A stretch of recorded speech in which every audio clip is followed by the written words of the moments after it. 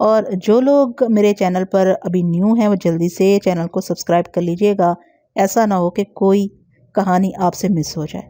تو چلیے آج کی کہانی کا آغاز کرتے ہیں۔ وہ دوہرے قتل کی ایک لرزہ خیز واردات تھی۔ اطلاع ملتے ہی میں جائے وقوع پر پہنچ گیا۔ لاشوں کو دیکھ کر مجھے عجیب سا محسوس ہوا اور ذہن میں سب سے پہلا تاثر یہی پیدا ہوا، ان بیچاروں کو قتل کرنے کی ضرورت ہی کیا تھی؟ وہ ایک بوڑھے اور ایک بڑھیا کی لاشیں تھیں۔ مرد کی عمر 65 کے قریب ہوگی، عورت بھی کم و بیش 60 سال کی تھی۔ مجھے بتایا گیا کہ رشتے میں وہ دونوں میاں بیوی تھے۔ اس گھر میں وہ سالہ سال سے تنہا رہ رہے تھے۔ ان کی لاشیں گھر کے صحن میں بچھی 2 چارپائیوں پر پائی گئی تھیں۔ وہ موسم گرما کے دن تھے۔ اغلب امکان یہی تھا کہ وہ دونوں رات کو صحن میں چارپائیاں ڈال کر سوئے ہوں گے اور پھر کسی وقت حالت نیند میں انہیں موت کے گھاٹ اتار دیا گیا۔ دونوں کو بڑی بے دردی سے گردنیں کاٹ کر زندگی کی قید سے آزاد کیا گیا تھا۔ وہ جو زندگی تقریباً گزار چکے تھے اور اپنی طبعی عمر کی آخری منازل طے کر رہے تھے، انہیں صفاکی سے فنا کے گھاٹ اتار دینا ذہن کو الجھاتا تھا، اور یہ الجھن کسی شدید ترین نفرت کی جانب اشارہ کرتی تھی، ورنہ وہ ایسے کردار نہیں تھے جنہیں اس عبرتناک انجام سے دوچار کیا جاتا۔ میں نے بڑی توجہ اور باریک بینی سے دونوں میاں بیوی کی لاشوں کا ماہرانہ جائزہ لیا۔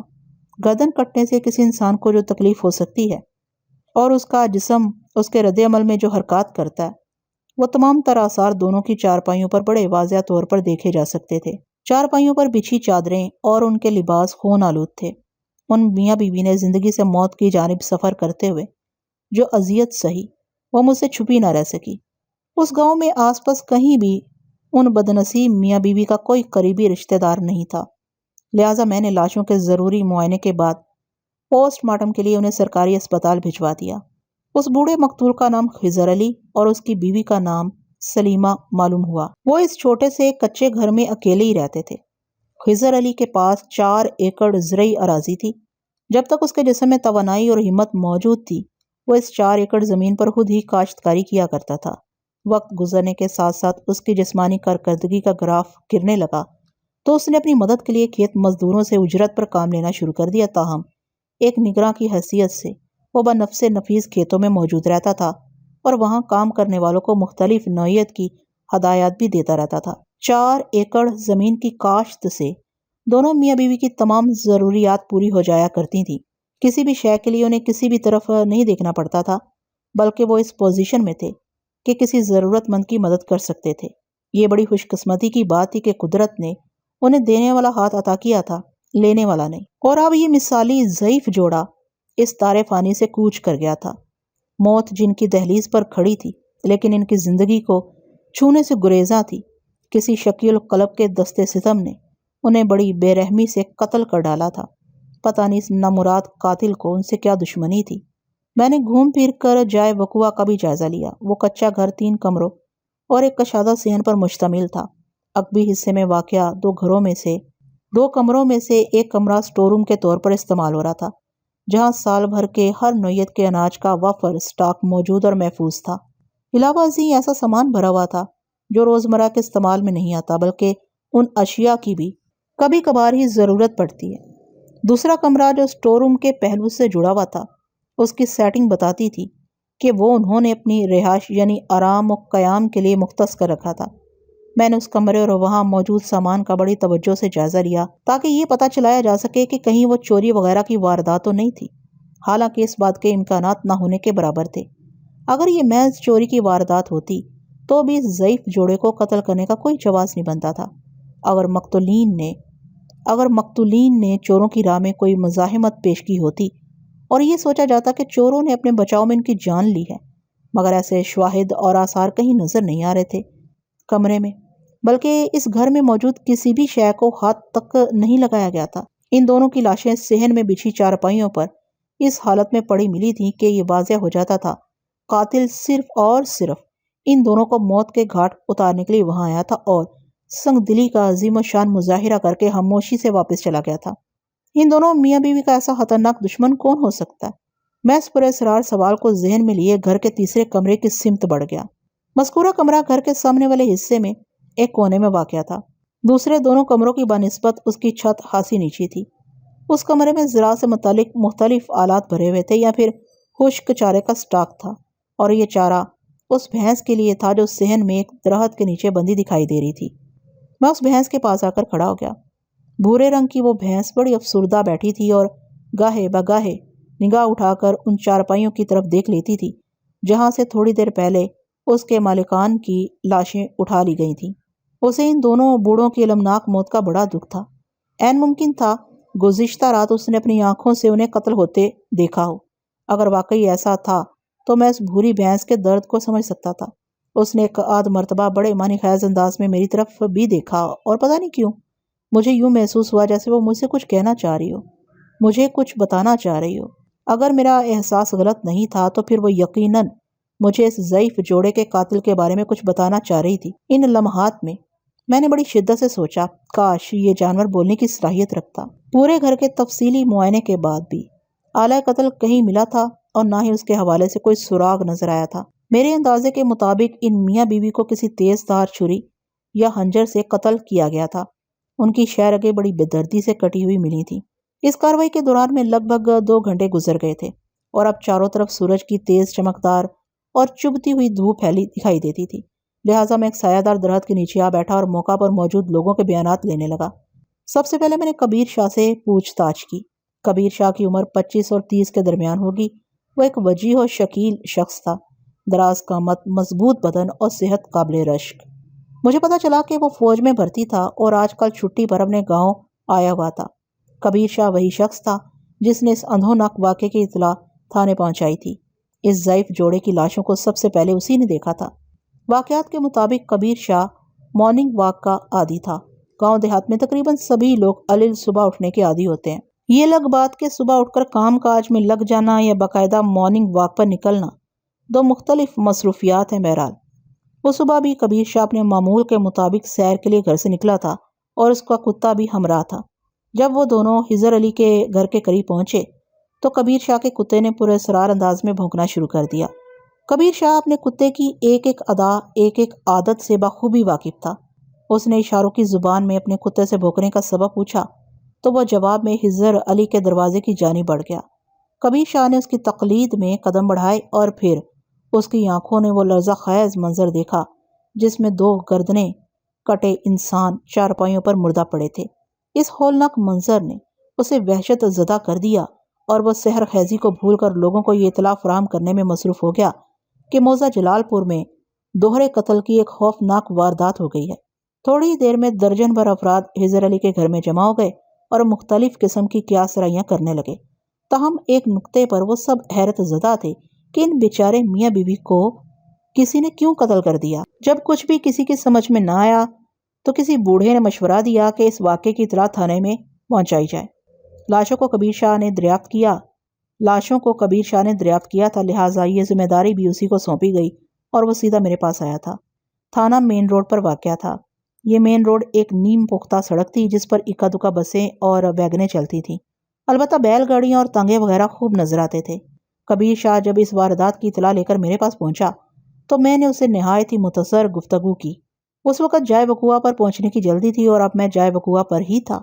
میں نے کبیر شاہ سے پوچھا، شاہ جی کتنے دن کی چھٹی پر آئے ہیں آپ؟ 1 ماہ، اس نے جواب دیا، اور یہ بھی بڑی مشکل سے ملی ہے۔ اگر شادی کا معاملہ نہ ہوتا تو شاید اتنے دن کی چھٹی منظور نہ ہوتی۔ میں نے چونک کر پوچھا، شادی کا کیا معاملہ ہے شاہ جی؟ میری شادی ہو رہی ہے جناب، وہ فخریہ لہجے میں بولا۔ آئندہ جمعہ کو نکاح ہے، 4 چھٹیاں گزر گئیں، 26 باقی ہیں۔ اوہ، میں نے گہری سانس خارج کی اور کہا، جبھی مارننگ واک پر اتنا زور ہے؟ یہ تو میری بہت پرانی عادت ہے جناب، وہ قدرے چھینپے ہوئے لہجے میں بولا۔ میں نے کہا، یہ ایسا موقع تو نہیں ہے کہ میں پرجوش انداز میں آپ کو شادی کی مبارک دوں۔ بہرحال میری طرف سے آپ کو مبارک ہو۔ شکریہ تھانے دار صاحب، وہ افسردہ لہجے میں بولا۔ میں نے پوچھا، شاہ جی فوج میں رینک کیا ہے آپ کا؟ میں لانس نائک ہوں جناب۔ آپ نے بتایا کہ اپنے کتے کے بھونکنے پر آپ خضر علی کے گھر کی طرف متوجہ ہوئے تھے۔ میں نے اصل موضوع کی طرف آتے ہوئے پوچھا کہ آپ گھر کا دروازہ کھول کر اندر داخل ہوئے تھے یا دروازہ پوری طرح کھلا ہوا تھا؟ میں نے دانستہ جملہ ادھورا چھوڑا تو وہ جلدی سے بولا، اگر دروازہ بند ہوتا تو شاید میں کتے کے بھونکنے پر اتنی توجہ نہ دیتا اور اسے اپنے ساتھ آگے بڑھا لے جاتا، لیکن جب میں نے کتے کے توجہ دلانے پر اس سمت میں دیکھا تو خضر علی کے گھر کا دروازہ چوپٹ کھلا ہوا دکھائی دیا اور اس کھلے ہوئے دروازے میں سے چارپائیوں کے منظر نے مجھے اپنی طرف کھینچ لیا۔ پھر جب میں نے چارپائیوں کے نزدیک جا کر دیکھا تو صورتحال مجھ پر واضح ہو گئی۔ اس کے بعد ہی میں نے گاؤں کے لوگوں کو یہاں جمع کر لیا تھا۔ پھر میں اس خون ریز واردات کی اطلاع دینے آپ کے پاس تھانے گیا تھا۔ آپ نے چارپائیوں کو یا ان کی لاشوں کو چھونے کی کوشش تو نہیں کی؟ اس کے خاموش ہونے پر میں نے پوچھا۔ سوال ہی نہیں پیدا ہوتا جناب، وہ قطعیت سے بولا۔ اس کا جواب میری توقع کے عین مطابق تھا۔ میں نے استفسار کیا، آپ کے خیال میں ان ضعیف میاں بیوی کو کس نے قتل کیا ہوگا؟ یہ بہت ہی مشکل اور پیچیدہ سوال ہے جناب، وہ پیشانی کو مسلتے ہوئے بولا، اور مجھے امید نہیں اس گاؤں کا کوئی شخص آپ کو اس سوال کا جواب دے۔ میرے تھانے آنے سے پہلے یہاں پر جمع لوگوں میں کیا سرائیاں ہوئی تھیں۔ ہر ایک کو اس بات پر حیرت تھی کہ انہیں کس پاگل کے بچے نے قتل کر دیا۔ قاتل پاگل کا بچہ ہے یا پاگل کا باپ، اس بات سے کوئی فرق نہیں پڑتا شاہ جی، میں نے ٹھہرے ہوئے لہجے میں کہا۔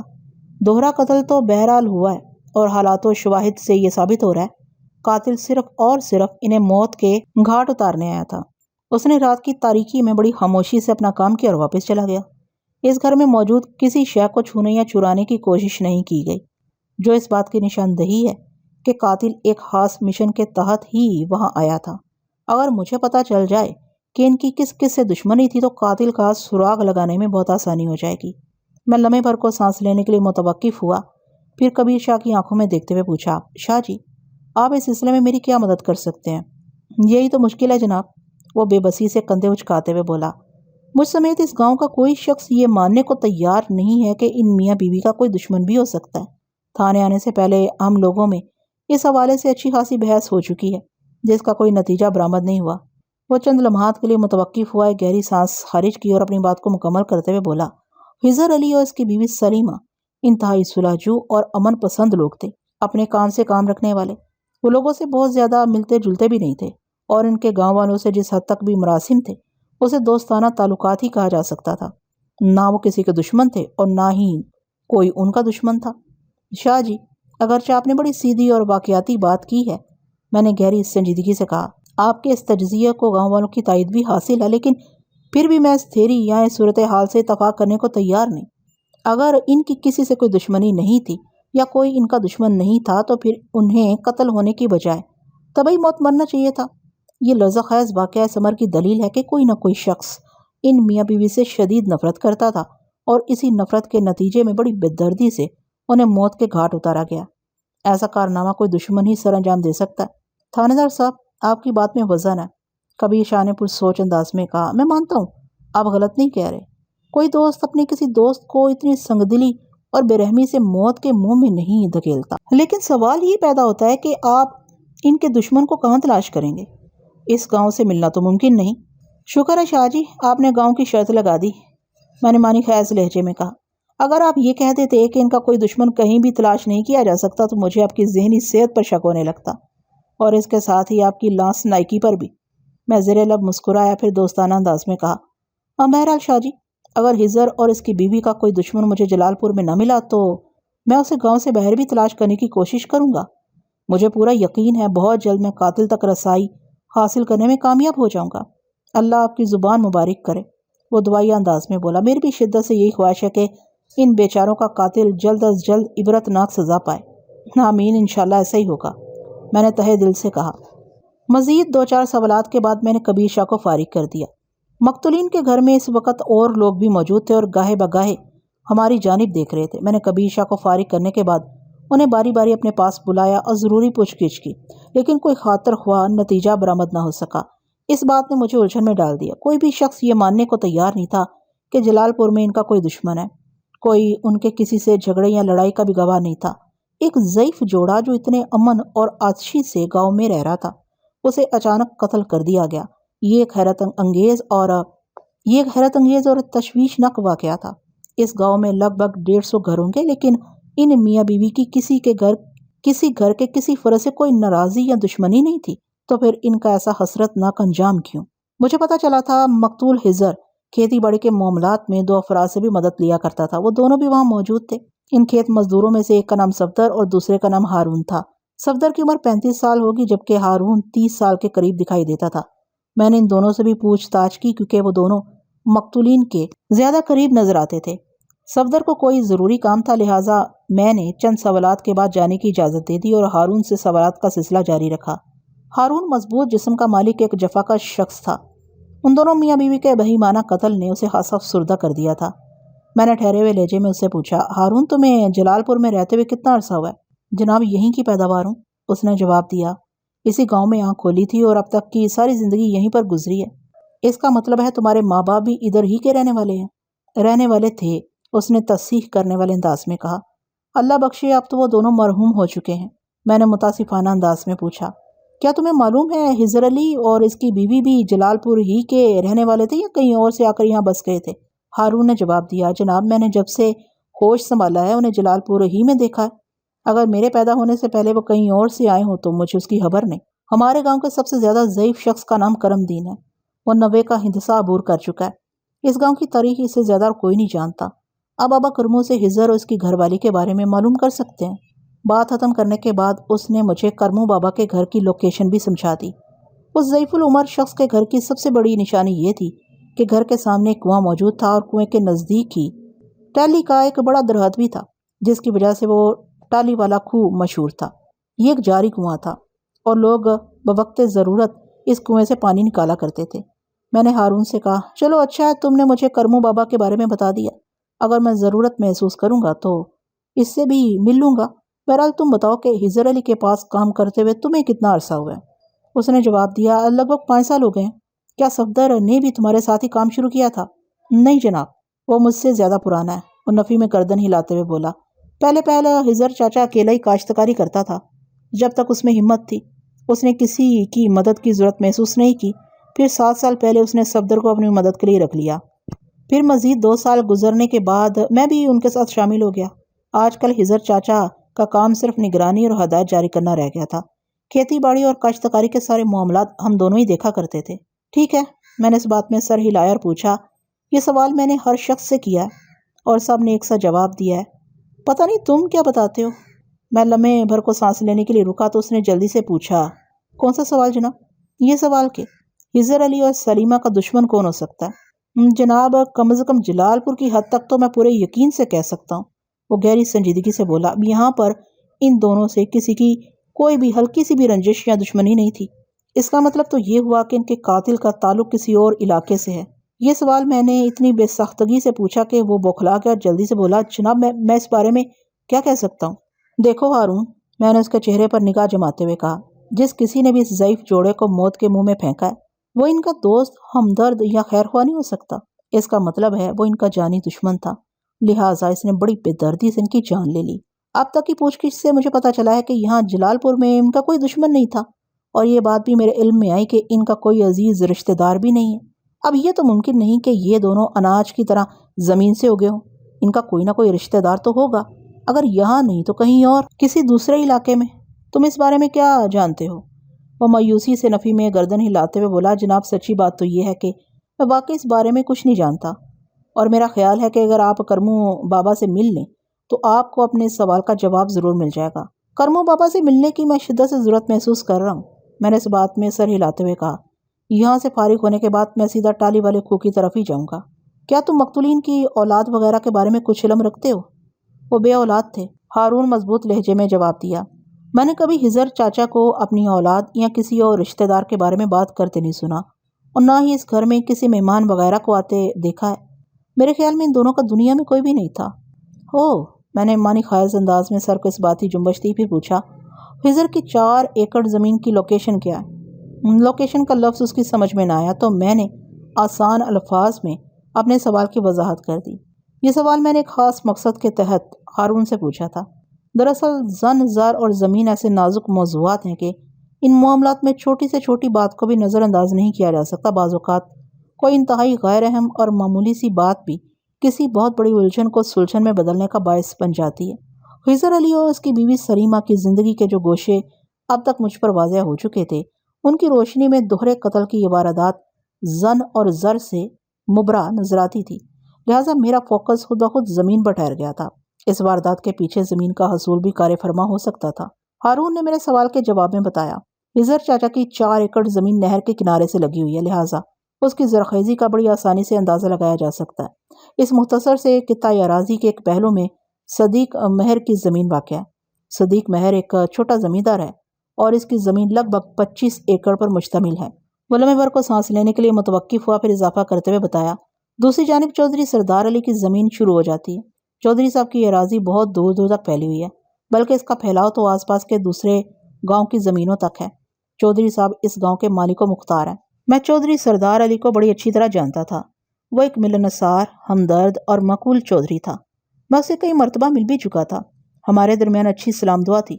ہارون کے جواب نے میرے ذہن میں موجودہ حادثے کو خاصی تقویت دی تھی۔ ایک پولیس آفیسر ہونے کے ناطے ہر شے کو تنقیدی نگاہ سے دیکھنا میری عادت سی بن گئی ہے، اور یہ عادت اکثر اوقات سود مند ہی ثابت ہوتی ہے۔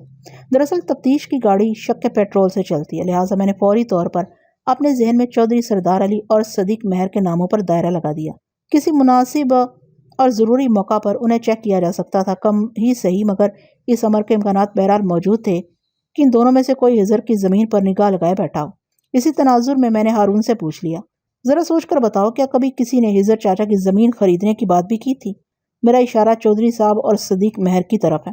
اس نے چونک کر میری طرف دیکھا اور بولا، کچھ عرصے پہلے تک صدیق مہر ہزر چاچا کے پیچھے پڑا رہا تھا کہ وہ اپنے 4 ایکڑ اس کے ہاتھ فروخت کر دے۔ اس زمین کے لیے وہ ہزر چاچا کو منہ مانگی قیمت بھی دینے کو تیار تھا، لیکن چاچا کسی بھی صورت زمین بیچنے کے لیے راضی نہ ہوا۔ صدیق مہر نے یہاں تک بھی پیشکش کی کہ اگر چاچا رقم لینے پر آمادہ نہیں تو وہ اس 4 ایکڑ کے بدلے میں اسے دوسری جگہ 8 ایکڑ دینے کو تیار ہے، مگر ہزر چاچا نے اس کی ایک نہ مانی۔ صدیق مہر تھک ہار کر خاموش ہو گیا۔ اور چودھری صاحب کے بارے میں کیا کہتے ہو؟ میں نے تیکھے لہجے میں دریافت کیا۔ مجھے یاد نہیں پڑتا کہ کبھی چودھری صاحب نے ایسی کوئی کوشش کی ہو۔ ہاں، میں نے پرسوچ انداز میں ہنکارا بھرا اور ہارون کو فارغ کر دیا۔ اس کے ساتھ ہی میں نے اپنے ذہن میں موجود صدیق مہر کے نام پر ڈبل سرکل لگا دی اور فیصلہ کیا کہ اس واردات کی تفتیش میں اسے بھی شامل رکھوں گا۔ موقع پر موجود افراد کے بیانات مکمل ہو چکے تھے، اس لیے میں نے چند معتبر لوگوں کی موجودگی میں مقتولین کے گھر کے کمروں پر سرکاری تالے لگا دی اور وہاں سے رخصت ہونے کا ارادہ کیا۔ مجھے دیکھ کر نظر حسین میرے نزدیک آیا اور پوچھنے لگا، تھانے دار صاحب، آپ نے گھر کے تینوں کمروں پر سرکاری تالے ڈال دیے، گھر کے داخلی دروازے کے بارے میں کیا سوچا؟ نظر حسین مقتولین کا پڑوسی تھا، میں نے اس کا بھی طویل انٹرویو کیا تھا اور کام کی کوئی بات سامنے نہیں آئی تھی۔ کئی سال پہلے نظر حسین ان کے پڑوس میں آ کر آباد ہوا تھا۔ وہ دونوں میاں بیوی پہلے سے وہاں رہ رہے تھے۔ خضر اور سلیمہ کے بارے میں اس کے بھی وہی خیالات تھے جن خیالات کا اظہار دیگر افراد نے کیا تھا۔ میں نے اس کے سوال کے جواب میں کہا، ظاہر ہے گھر کے بیرونی دروازے پر بھی سرکاری تالا ہی لگے گا، پھر اس بیچاری بھینس کا کیا ہوگا؟ وہ سوالیہ انداز میں بولا۔ میں نے ٹھہرے ہوئے لہجے میں کہا، ہاں نظر حسین، میں نے اس کے حوالے سے یہ فیصلہ کیا ہے کہ جب تک اس کیس کی کوئی واضح شکل نکل کر سامنے نہیں آ جاتی، یہ بحث تمہاری تحویل میں رہے گی، اور اس تحویل کی 2 صورتیں ہیں۔ میں لمحے بھر کے لیے خاموش ہوا تو اس نے پوچھ لیا، 2 صورتیں کون سی ہیں جناب؟ نمبر 1، میں نے ٹھہرے ہوئے لہجے میں کہا، تم اس بھینس کو اپنے مویشیوں کے ساتھ رکھ لو۔ نمبر 2، یہ ادھر اپنے گھر ہی میں رہے اور بیرونی دروازے کی چابی میں تمہیں دے دوں تاکہ تم اس کی مناسب دیکھ بھال کر سکو۔ جناب، میرے خیال میں پہلی صورت ہی ٹھیک رہے گی۔ وہ گہری سنجیدگی سے بولا، میں اسے اپنے مویشیوں کے ساتھ رکھ لیتا ہوں، گھر کی چابی آپ مجھے نہ دیں، یہ ذمہ داری میں نہیں اٹھا سکوں گا، خاص طور پر ایک ایسے گھر کی ذمہ داری جہاں 2 بندوں کو بڑی بے دردی سے قتل کر دیا گیا ہو۔ وہ ایک معقول بات کر رہا تھا، لہٰذا میں نے اس کی بات مان لی۔ دن کے 11 ساڑھے 11 بجے کا وقت ہوگا، لیکن یوں محسوس ہوتا تھا جیسے سورج سوا نیزے پر آ گیا۔ دھوپ میں ایسی تیزی تھی کہ لگتا تھا برچھیاں سی بدن میں اتر رہی ہوں۔ میں نے جائے وقوع سے فارغ ہونے کے بعد ٹالی والے کو کا رخ کیا تھا۔ میرے ذہن میں یہی آیا تھا کہ پہلی فرصت میں مجھے کرمو بابا سے ملاقات کرنا چاہیے تاکہ مقتولین کی تاریخ اور جغرافیہ پر کچھ روشنی پڑ سکے۔ یہ بہت ضروری تھا۔ ٹالی والا کھوہ اسی گاؤں یعنی جلال پور ہی میں واقع تھا، لہٰذا مجھے وہاں تک رسائی حاصل کرنے میں زیادہ وقت لگا اور نہ ہی کسی دشواری کا سامنا کرنا پڑا۔ جب میں مطلوبہ مقام پر پہنچا تو کھوہ پر 3-4 عورتیں پانی بھر رہی تھیں۔ میں اس وقت سرکاری وردی میں تھا، لہٰذا مجھے دیکھ کر وہ تشویش میں مبتلا ہو گئیں اور اشاروں کی زبان میں ایک دوسرے سے باتیں کرنے لگیں۔ میں سیدھا انہی کے پاس پہنچا۔ مجھے اپنے سامنے پا کر ان کے چہرے متغیر ہو گئے۔ چہروں کے تاثرات سے یہی اندازہ ہوتا تھا جیسے وہ بازوبانیں خاموشی کہہ رہی ہوں، تھانے دار صاحب، ہم نے تو اس بڈھے کو قتل نہیں کیا، کہ آپ ہمیں کیوں گرفتار کرنا چاہتے ہیں؟ اس سے پہلے کہ وہ گھبراہٹ میں کوئی ایسی ویسی حرکت کر بیٹھتی، میں نے ٹھہرے ہوئے لہجے میں ان سے پوچھا، کرمو چاچا کا گھر کون سا ہے؟ ان کے چہروں پر اطمینان جھلکنے لگا۔ ایک نے سامنے کی جانب انگلی اٹھاتے ہوئے لرزیدہ آواز میں بتایا، وہ گھر ہے بابا کرمو کا۔ میں نے اس گھر کی طرف دیکھا جدھر عورت نے اشارہ کیا تھا، پھر شکریہ ادا کرنے والے انداز میں اپنے سر کو اس باتی جنبش اور کرمو بابا کے گھر کی سمت بڑھ گیا۔ مجھے اپنی عقب میں سرگوشیانہ چمگوئیوں کی مخصوص بھن بھناہٹ سنائی دی، لیکن میں نے اس پر کوئی توجہ دینے کی ضرورت محسوس نہیں کی اور اپنے مطلوبہ دروازے کی طرف قدم بڑھا دیے۔ ادھر میں نے کرمو بابا کے دروازے پر دستک دی، ادھر دروازہ کھل گیا۔ کسی دستک کا ایسا فوری رد عمل آج سے پہلے میں نے کہیں نہیں دیکھا تھا۔ ذہن میں یہی خیال آیا کہ وہ شخص دروازہ کھولنے والا ہوگا کہ میں نے دستک دے دی اور اتفاق پیدا ہو گیا۔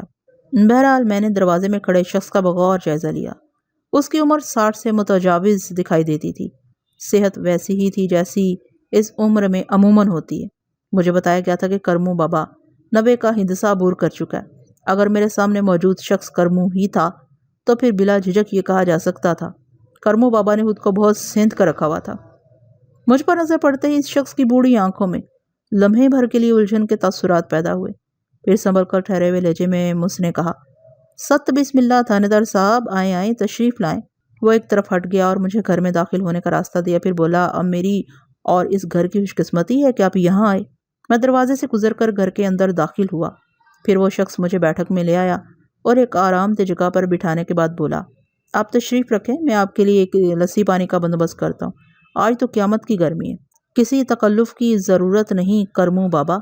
میں نے ٹھہرے ہوئے لہجے میں کہا، تم ادھر ہی بیٹھو، میں چند ضروری باتیں کر کے واپس چلا جاؤں گا۔ اس نے مڑ کر حیرت بھری نظروں سے دیکھا اور بولا، آپ مجھے کرم دین سمجھ رہے ہیں؟ تو کیا تم کرمو بابا نہیں ہو؟ اس مرتبہ حیران ہونے کی باری میری تھی۔ کرم دین میرے ابا جی کا نام ہے، وہ وضاحت کرتے ہوئے بولا، میں محمد دین ہوں، لوگ مجھے دینو بابا کہتے ہیں۔ آپ ابا جی سے ملنے آیا نا؟ ہاں دینو، میں تمہارے بابا کرمو ہی سے ملنے آیا ہوں۔ میں نے بابا کے بیٹے کا سرتپا جائزہ لیتے ہوئے کہا، تمہیں تو پتہ ہی ہوگا، ادھر کسی نے ہزر چاچا اور اس کی گھر والی کو رات سوتے میں قتل کر دیا ہے۔ میں اسی سلسلے میں کرمو بابا سے چند باتیں کرنے آیا ہوں۔ وہ افسوسناک انداز میں گردن ہلاتے ہوئے بولا، جی تھانے دار صاحب، ان دونوں بیچاروں کے ساتھ تو بہت ہی برا ہوا ہے، پتہ نہیں نہ غریبوں سے کسی کو کیا بیر تھا۔ وہ لمحے بھر کے لیے متوقف ہوا، پھر اضافہ کرتے ہوئے مجھ سے پوچھا، آپ ابا جی سے کسی قسم کی باتیں کرنا چاہتے ہیں؟ مجھے پتہ چلا ہے تمہارے ابا جی اس گاؤں میں بسنے والے لوگوں میں سب سے زیادہ عمر کے ہیں۔ میں نے جواب میں کہا، اب تک میں نے جن لوگوں کا بیان بھی لیا ہے وہ اس امر سے ناواقف ہیں کہ ہزر اور اس کی بیوی کا ماضی کیا رہا ہے، اس لیے میں نے سوچا کہ کرمو بابا سے ملاقات کر لوں۔ ممکن ہے کام کی کوئی بات سامنے آ جائے جو ان میاں بیوی کے قاتل تک میری رہنمائی کر سکے۔ آپ اس کام کے لیے آئے تو بڑی ٹھیک جگہ پر ہیں، لیکن مجھے نہیں امید کہ آپ کا مقصد بھی پورا ہو سکے گا، وہ متاسفانہ انداز میں بولا۔ میں نے جلدی سے پوچھا، دینو، اس بات سے تمہارا مطلب کیا ہے؟ ابا جی کی عمر اتنی ہو گئی ہے کہ انہیں بہت کم دکھائی اور سنائی دیتا ہے، وہ وضاحت کرتے ہوئے بولا، پتہ نہیں وہ آپ کی بات سمجھ بھی سکیں گے کہ نہیں، تم مجھے کرمو بابا سے ملوا تو دو، میں نے پرعزم لہجے میں کہا، باقی کی معاملات میں خود دیکھ لوں گا۔ ٹھیک ہے ٹھیک ہے، وہ جلدی سے اس بات میں گردن ہلاتے ہوئے بولا، میں دیکھتا ہوں انہیں اور پھر آپ کو آ کر بتاتا ہوں۔ ازاں بعد اس دوہرے قتل کے حوالے سے دینو بابا سے بھی میری مختصر سی گفتگو ہوئی تھی اور اس کی معلومات گاؤں کے دیگر افراد سے زیادہ ثابت نہیں ہوئی۔ دینو بھی ایک طرح سے ریٹائرمنٹ کی زندگی گزارا تھا۔ گھر کی معیشت کو اس کے بیٹے یعنی کرمو کے پوتے اسلام دین عرف سلامو نے سنبھال رکھا تھا۔ ان کی 10 ایکڑ اراضی تھی جس پر سلامو محنت کرتا تھا، اور اس محنت کے نتیجے میں اس خاندان کے لیے سال بھر کے خراجات کا بندوبست ہوتا تھا۔ دینو کی گھر والی کا انتقال ہو چکا تھا اور سلامو اس کی اکلوتی اولاد تھا۔ سلامو شادی شدہ تھا اور اس کے 3 بچے تھے، تاہم ان دنوں سلامو کی بیوی رخسانہ تینوں بچوں کے ساتھ اپنے مائکے گئی ہوئی تھی۔ گھر میں صرف سلامو ولد دینو ولد کرمو موجود تھے اور اس وقت سلامو بھی زمینوں کی طرف گیا ہوا تھا۔ تھوڑی دیر کے بعد دینو واپس آیا اور مجھ سے کہنے لگا، تھانے دار صاحب، آپ کو ابا جی کے پاس چلنا ہوگا، میں نے یہاں نہیں لا سکوں گا۔ میں اٹھ کر کھڑا ہو گیا اور کہا، ٹھیک ہے چلو۔ ہم دونوں بیٹھک سے نکل کر گھر کے صحن میں پہنچے۔ وہ ایک کشادہ صحن تھا۔ اگر اتنی زمین کراچی میں کسی بلڈر کے ہتھے چڑھی ہوتی تو وہ اس پر سپر لگژری اپارٹمنٹ بلڈنگ کھڑی کر کے کروڑوں روپے بلکہ اربوں روپے کا کاروبار کر چکا ہوتا۔ بہرحال وہ ایک متاثر کن صحن تھا جس میں چھوٹے پودوں کے علاوہ 3-4 بڑے سایہ دار درخت بھی استادہ دکھائی دیتے تھے، اور انہی میں سے ایک ٹالی کے درخت کے نیچے کرمو بابا ایک چارپائی پر مزے سے لیٹا ہوا تھا۔ دینو نے اس مختصر سے سفر کے دوران میں مجھے بتایا کہ وہ کرمو بابا کو میری آمد اور مقصد سے آگاہ کر چکا ہے۔ میرے بیٹھنے کے لیے دینو نے کرمو بابا کی چارپائی کے نزدیک ہی ایک موڑا ڈال دیا تھا۔ میں جب اس آرام دہ موڑے پر براجمان ہوا تو دینو نے مجھ سے کہا، تھانے دار صاحب آپ ابا جی سے بات کرنے کی کوشش کریں، میں ابھی آتا ہوں۔ اس نے کوشش کریں پر خاصا زور دیا تھا، جس کا یہی مطلب نکلتا تھا کہ کرمو سے بات کرنا کوئی آسان کام نہیں ہوگا۔ میں نے دینو سے پوچھ لیا، چاچا تم کہاں جا رہے ہو؟ وہ عمر میں مجھ سے اتنا سینئر تھا کہ میں بدھڑک اسے چاچا کہہ سکتا تھا۔ اس نے بھی میرے چاچا کہنے کا برا نہیں منایا اور جواب دیا، میں آپ کے لیے ٹھنڈی نمکین لسی لینے جا رہا ہوں جناب۔ کوئی اور موقع ہوتا تو میں یقیناً اسے یہ کہتا، بزرگوار تکلیف نہ کرو، لیکن اس وقت خاصی مختلف صورتحال تھی۔ گرمی اور پیاس نے میرا برا حال کر رکھا تھا۔ میں نمکین ٹھنڈی لسی کی شدت سے ضرورت محسوس کر رہا تھا۔ دوسرے دینو بابا مجھے کوئی بڈھا ٹھڈا نظر نہیں آ رہا تھا۔ اس کی چال اور گفتگو میں جوانوں جیسی توانائی اور چستی پائی جاتی تھی۔ میں پہلی نگاہ میں اسے کرمو سمجھا تھا، جب بھی میں نے لسی پانے کے تکلف سے اسے صاف منع کر دیا تھا، لیکن اس بار میں نے ایسی کوئی کوشش نہیں کی۔ دینو کے جانے کے بعد میں کرمو کی طرف متوجہ ہوا اور قدرے بلند آواز میں اسے پکارتے ہوئے اپنا تعارف کرایا، کرمو بابا، میں ملک صفدر حیات، اس علاقے کا تھانہ انچارج۔ اس نے دھندلی آنکھوں سے مجھے دیکھا۔ میں نے پلک چھپکتے میں اندازہ لگا لیا کہ اسے اپنے سامنے والے کا چہرہ واضح دکھائی نہیں دیتا ہوگا، بلکہ اس کے بجائے نگاہ کے سامنے سائے سے لہراتے محسوس ہوتے ہوں گے۔ اس نے ایک ہاتھ کان پر رکھتے ہوئے مجھ سے پوچھا، جی کی کہندے ہو؟ میں تھانے دار ہوں۔ میں نے کرمو بابا کی سماعت کے ضعف کو پیش نظر رکھتے ہوئے آواز کو مزید بلند کرایا، بزرگو آپ سے چند باتیں کرنے آیا ہوں۔ دینو نے مینو دسے آئے۔ کرمو اس بات میں گردن ہلاتے ہوئے بولا، پتر تھانے دار کی پوچھنا ہے؟ میں نے ایسی زبان کا استعمال کیا جو اس کے سمجھنے کے لیے نہایت ہی آسان ہو، تاکہ میں بخوبی اپنا مقصد حاصل کر سکوں۔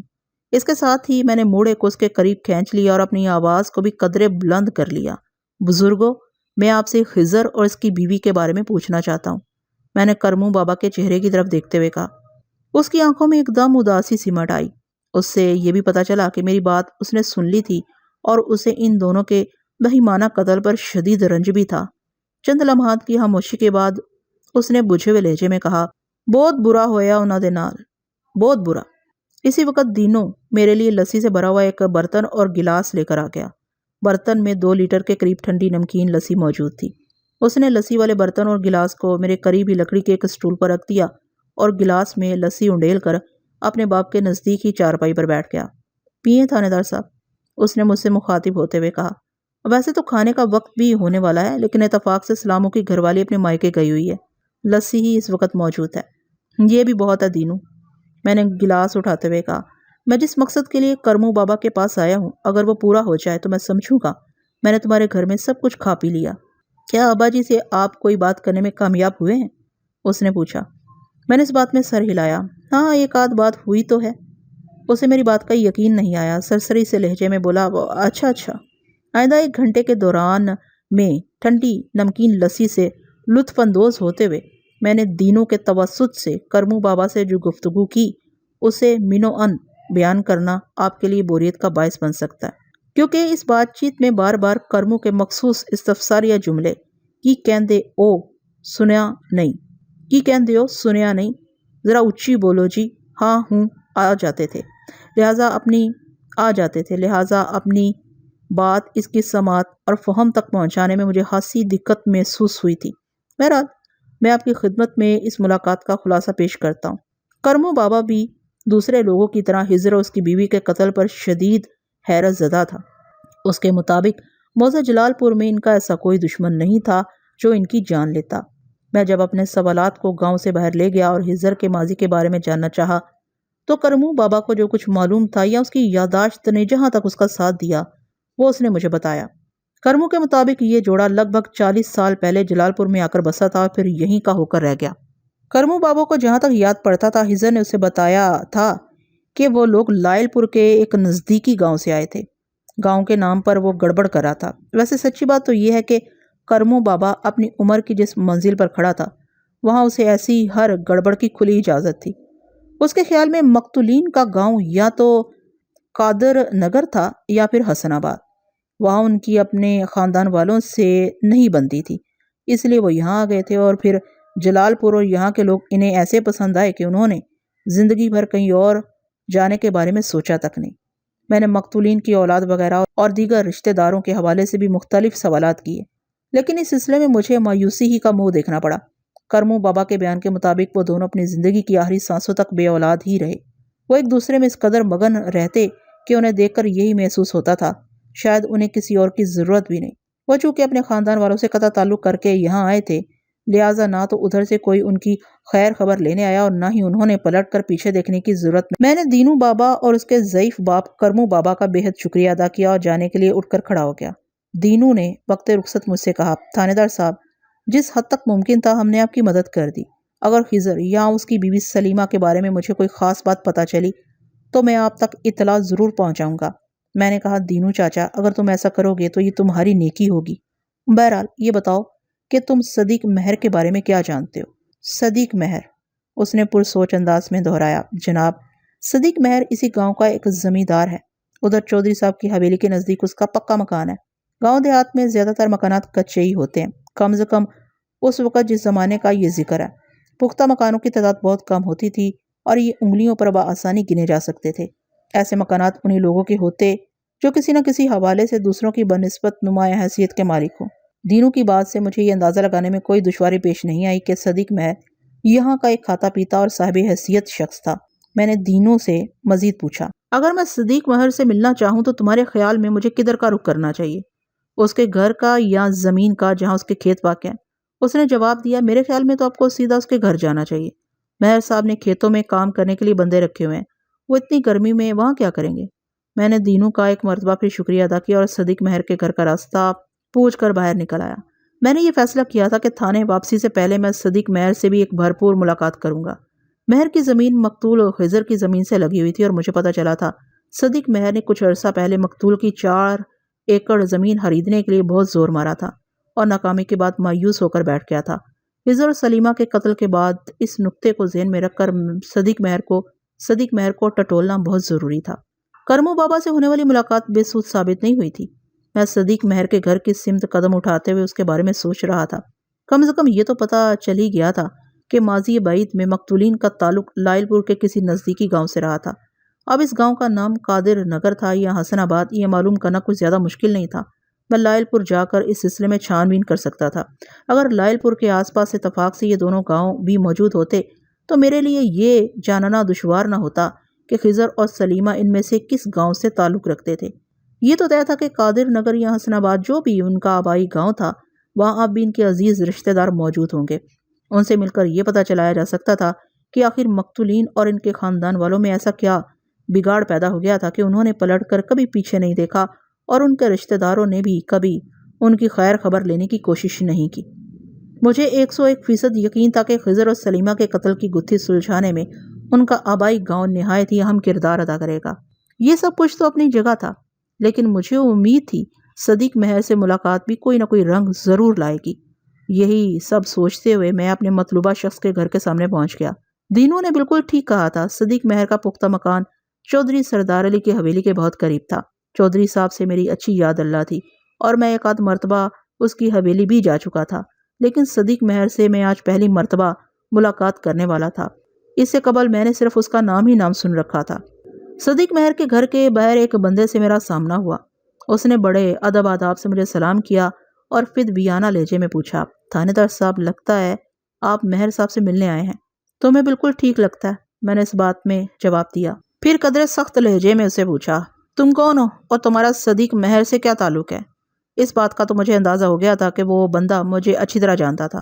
اسے معلوم تھا کہ میں اس علاقے کا، میں بھی جلال پور کے اکثر لوگوں کا صورت آشنا تھا، لیکن ایک بندے کی شکل یاد رکھنا ممکن نہیں تھا۔ جس شخص نے مجھے تھانے دار صاحب کہہ کر پکارا تھا میں اسے نہیں جانتا تھا۔ اس نے میرے سوال کے جواب میں اپنا تعارف کراتے ہوئے بتایا، سرکار، میرا نام محمد بوٹا ہے اور میں ادھر مہر صاحب ہی کی خدمت میں ہوتا ہوں۔ پھر تو بڑے صحیح بندے سے سامنا ہوا ہے، میں نے ٹھہرے ہوئے انداز میں کہا۔ بوٹا جی، کیا تمہارے مہر صاحب اس وقت گھر پر ہیں؟ ہاں جی، اس نے اپنے سر کو خاصی صحت مند اس باتی جنبش تھی۔ وہ اندر موجود ہیں، آپ آئیں میرے ساتھ۔ بات ختم کرتے ہی وہ صدیق مہر کے گھر کے دروازے کی جانب بڑھ گیا۔ پھر اس نے جیرا نامی کسی بندے کو آواز دے کر دروازہ کھلوایا اور مجھے اپنے ساتھ لے کر گھر کی بیٹھک میں پہنچ گیا۔ آپ یہاں تشریف رکھیں تھانے دار صاحب، اس نے ایک صوفے کی طرف اشارہ کرتے ہوئے مؤدب لہجے میں کہا۔ میں مہر صاحب کو آپ کی آمد کی اطلاع دیتا ہوں۔ میں باآہستگی صوفے پر بیٹھ گیا۔ محمد بوٹا نے دروازے پر پہنچ کر مجھ سے پوچھا، ویسے تھانے دار صاحب، سب خیریت تو ہے نا؟ بوٹا صدیق مہر کا خاصا مستعد ملازم لگتا تھا۔ اس کا شمار شاہ سے زیادہ شاہ کا وفادار قسم کے لوگوں میں کیا جا سکتا تھا۔ میں نے اس کی آنکھوں میں ایک خاص قسم کی عیاری اور چالاکی نوٹ کی تھی۔ وہ پولیس کو اپنے آقا کے دروازے پر دیکھ کر ٹھٹک گیا اور بڑی مکاری سے اس ٹو میں تھا کہ وہاں میری آمد کا سبب جان سکے۔ اس کا یہ سوال اسی سلسلے کی ایک کڑی تھا۔ میں نے اسے چکر دینے کے لیے گول مول انداز میں جواب دیا، محمد بوٹا تم بھی کتنے جھلے ہو، بھلا پولیس بھی خیر خیریت سے کہیں پہنچتی ہے؟ اس کے چہرے پر الجھن کے آثار نمودار ہوئے، تاہم اس نے مزید کوئی سوال نہیں کیا اور معنی خیز انداز میں سر کو حرکت دیتے ہوئے گھر کے اندرونی حصے کی جانب بڑھ گیا۔ مجھے یقین تھا وہ صدیق مہر کو میرے ان تشویش بھرے الفاظ کے بارے میں ضرور بتائے گا جس سے مہر صاحب کھٹک کر رہ جائیں گے۔ میں نے تھوڑی دیر کے لیے صدیق مہر اور اس کے خدمتگار محمد بوٹا کی جانب سے دھیان ہٹایا اور اس بیٹھک کا تنقیدی جائزہ لینے لگا جس کے ایک آرام دہ صوفے پر اس وقت میں بیٹھا ہوا تھا۔ میں اس سجیلی بیٹھک کے معائنے سے فارغ ہوا ہی تھا کہ دو افراد بیٹھک کے اندرونی دروازے سے نمودار ہوئے۔ آگے ایک دراز قامت اور صحت مند شخص تھا، اس کے پیچھے مجھے محمد بوٹا نظر آ رہا تھا۔ دونوں کی چال اور ڈھال سے مجھے یہ اندازہ لگانے میں کوئی دقت پیش نہ آئی کہ آگے والا شخص صدیق مہر ہوگا۔ السلام علیکم ملک صاحب، دراز قامت شخص نے کراری آواز میں کہا۔ جناب، آپ نے خواہ تکلیف کی، اگر حکم کیا ہوتا تو میں تھانے میں حاضر ہو جاتا۔ اس کے تکلم نے کھول دیا کہ وہی صدیق مہر تھا۔ میں نے اس کے سلام کا جواب دیا، پھر کہا، مہر صاحب میں تو دراصل ادھر ہزر اور سلیمہ کے قتل کی تفتیش کے لیے آیا تھا۔ واپسی میں سوچا آپ سے بھی ملاقات کرتا چلوں۔ آپ جلال پور کی ایک معروف شخصیت ہیں، اس دوہرے حیرت انگیز قتل پر آپ کی رائے یقیناً نہایت ہی قیمتی اور اہمیت کی حامل ہوگی۔ اس نے بڑی گرم جوشی سے مجھ سے مصافحہ کیا اور بڑے ہلاک سے بولا، تشریف رکھیں ملک صاحب، چلیں کسی بھی بہانے سے ہی، آپ نے میرے غریب بہانے کو رونق تو بخشی۔ میں واپس صوفے پر بیٹھا تو وہ بھی میرے مد مقابل صوفے پر براجمان ہو گیا۔ ہمارے درمیان کنگ سائز کی ایک چوبی میز تھی۔ گفتگو کا باقاعدہ آغاز کرنے سے پہلے میں نے سوالیہ نظر سے محمد بوٹا کی جانب دیکھا جو بیٹھک کے داخلی دروازے کے پاس کھڑا بڑی کھوج بردار نگاہوں سے مجھے دیکھ رہا تھا۔ اس کا ایک پولیس آفیسر کو پولیس والی نظر سے دیکھنا مجھے سخت ناگوار گزر رہا تھا۔ صدیق مہر نے میری نگاہ کے تاثر کو فوراً بھانپ لیا۔ اس نے کھنکار کر گلا صاف کیا اور تحکمانہ انداز میں اپنے ملازم سے کہا، بوٹا تم یہاں کھڑے کیا کر رہے ہو؟ جاؤ جلدی سے ملک صاحب کی خاطر تواضع کا بندوبست کرو۔ جناب میں آپ کا یہی حکم سننے کے لیے تو یہاں منتظر کھڑا تھا، وہ یاری سے بولا، پھر سر کو تسلیمی جنبش دے کر بیٹھک سے باہر نکل گیا۔ صدیق مہر میری جانب متوجہ ہوتے ہوئے بولا، ملک صاحب اس عجیب و غریب دوہرے قتل نے تو سارے گاؤں والوں کے ذہنوں کو الجھا کر رکھ دیا ہے۔ کوئی سمجھ میں نہیں آ رہا کہ اس بد دماغ غبطی بڈھے اور اس کی پاگل بیوی سے ایسی جان لیوا دشمنی کون کر سکتا ہے؟ صدیق مہر نے مقتولین خضر اور سلیمہ کا جن الفاظ اور جس انداز میں تذکرہ کیا تھا اس سے ان دونوں کے لیے اس کے دلی جذبات اور ناپسندیدگی کا اظہار ہوتا تھا، اور اس کدورت کی ایک واضح وجہ تو یہ تھی کہ صدیق مہر منہ مانگی قیمت پر ہزر کی 4 ایکڑ زمین خریدنے کا خواہش مند تھا، لیکن اس سلسلے میں ہزر نے منہ نہیں کھولا تھا۔ وہ محض گردن سے انکار کرتا رہا تھا۔ چنانچہ مہر صاحب کی ہر کوشش ناکام ہو گئی تھی۔ اس کا یہ خواب شرمندہ تعبیر نہ ہو سکا کہ ہزر کی 4 ایکڑ زمین اس کی 25 ایکڑ زمین میں شامل ہو جائے۔ ہزر کے مذکورہ 4 ایکڑ ایک کونے میں واقع تھے اور یہ زمین مہر کی زمین سے لگی ہوئی تھی۔ اگر مہر کی کوشش اور خواہش پوری ہو جاتی تو اسے کھیتوں کے آخری سرے تک رسائی حاصل ہو جاتی۔ یہاں تک تو ٹھیک تھا اور سب کو معلوم بھی تھا، لیکن میں یہ جاننا چاہتا تھا کہ اس سے آگے بھی کچھ تھا، اور اگر تھا تو وہ کیا تھا۔ مہر صاحب، میں نے معتدل انداز میں اپنے سامنے بیٹھے زمیندار کو مخاطب کرتے ہوئے کہا، لگتا ہے آپ ان دونوں مقتولین کی عادات اور مزاج سے اچھی طرح واقف تھے۔ آپ نے ابھی ان کے بارے میں جو کچھ فرمایا ہے اس جانب کسی اور نے میری توجہ مبذول نہیں کرائی۔ میرا مطلب ہے مقتولین کے بد دماغ، بد مزاج اور حبدی ہونے کے بارے میں نے دانستہ اس کی مرضی کی بات کی تھی تاکہ وہ مجھے اپنا خام خیال سمجھے، اور اس طرح وہ اپنے دل اور ذہن میں جو کچھ چھپائے بیٹھا ہے وہ بے ساختہ اس کی زبان پر آ جاتا۔ کسی کو اپنی راہ پر لانے کے لیے پہلے چند قدم اس کی راہ پر چلنا پڑتا ہے۔ جب وہ آپ کے ساتھ کا عادی ہو جائے تو خاموشی سے اپنی راہ پر آ جانا چاہیے۔ وہ بھی آپ کے ساتھ سے جڑا بے دھیانی میں آپ کی راہ پر آ جائے گا۔ میں ان لمحات میں اسی حکمت عملی پر کام کر رہا تھا۔ اور ملک صاحب، بات دراصل یہ ہے کہ جب تک کسی سے واسطہ نہ پڑے اس کی اوقات اور ذات کا پتہ نہیں چلتا۔ صدیق مہر نے برا سا منہ بناتے ہوئے کہا، ہو سکتا ہے گاؤں کے دوسرے لوگوں کو ہزر کو اتنے قریب سے دیکھنے اور پرکھنے کا موقع نہ ملا ہو جتنا قریب سے میں نے دیکھا اور پرکھا ہے۔ وہ سیانے کیا کہتے ہیں جناب؟ یا واہ پہ آ جانی ہے تو یا راہ پہ آ جانی ہے۔ اس کے کہنے کا مطلب یہ تھا کہ جب تک کسی سے کوئی واسطہ نہ پڑے یا کسی کے ساتھ سفر کرنے کا اتفاق نہ ہو اس کی حقیقت اور اصلیت کا اندازہ نہیں ہوتا۔ میں نے اس بات میں گردن ہلاتے ہوئے کہا، مہر صاحب آپ بالکل ٹھیک کہہ رہے ہیں، میں نے سنا ہے آپ کا مقتول ہجر سے واسطہ بھی پڑا تھا۔ آپ نے صحیح سنا ہے ملک صاحب، وہ تائیدی انداز میں بولا، میرا اس بد دماغ بڈھے سے زندگی میں صرف ایک بار واسطہ پڑا تھا اور یہ میرے لیے بڑا تلخ تجربہ تھا۔ میں نے ہر طریقے سے اسے سمجھانے کی کوشش کی لیکن میری بات اس کے دماغ میں بیٹھ نہ سکی۔ تنگ آ کر میں نے اس کے بھلے کا خیال ہی دل سے نکال دیا۔ اگر صدیق مہر کی مقتول ہجر سے ماضی میں کوئی ناراضی رہی تھی تو کم از کم یہ ایسا موقع نہیں تھا اس ناپسندیدگی کے اظہار کا۔ عموماً دیکھنے میں یہ آیا ہے کہ برے سے برا انسان بھی مرنے کے بعد اچھا ہو جاتا ہے۔ اسی حوالے سے کہا بھی جاتا ہے کہ مرنے والے کی برائی نہیں کرنی چاہیے، لیکن صدیق مہر کے دل میں مقتول ہجر کے لیے جو خفگی اور غصہ بھرا ہوا تھا وہ اس کے اظہار میں کسی موقع محل کو خاطر میں نہیں لا رہا تھا۔ میں نے کریدنے والے انداز میں کہا، مہر صاحب سننے میں آیا ہے کہ آپ اس کی زمین خریدنے کا ارادہ رکھتے تھے۔ میں نے جو وا پیا اور را پیا کی مثال دی ہے نا، وہ اسی حوالے سے تھی۔ وہ اس بات میں گردن ہلاتے ہوئے بولا، اس کی 4 کلے زمین ایک کونے میں پڑی تھی، اس کے بعد میری زمین شروع ہوتی ہے۔ میں اسی لیے اس کے 4 ایکڑ خریدنے میں دلچسپی لے رہا تھا اور زمین پڑوسی ہونے کے ناطے یہ میرا حق بھی بنتا تھا، لیکن بات اس کی عقل میں نہیں آئی۔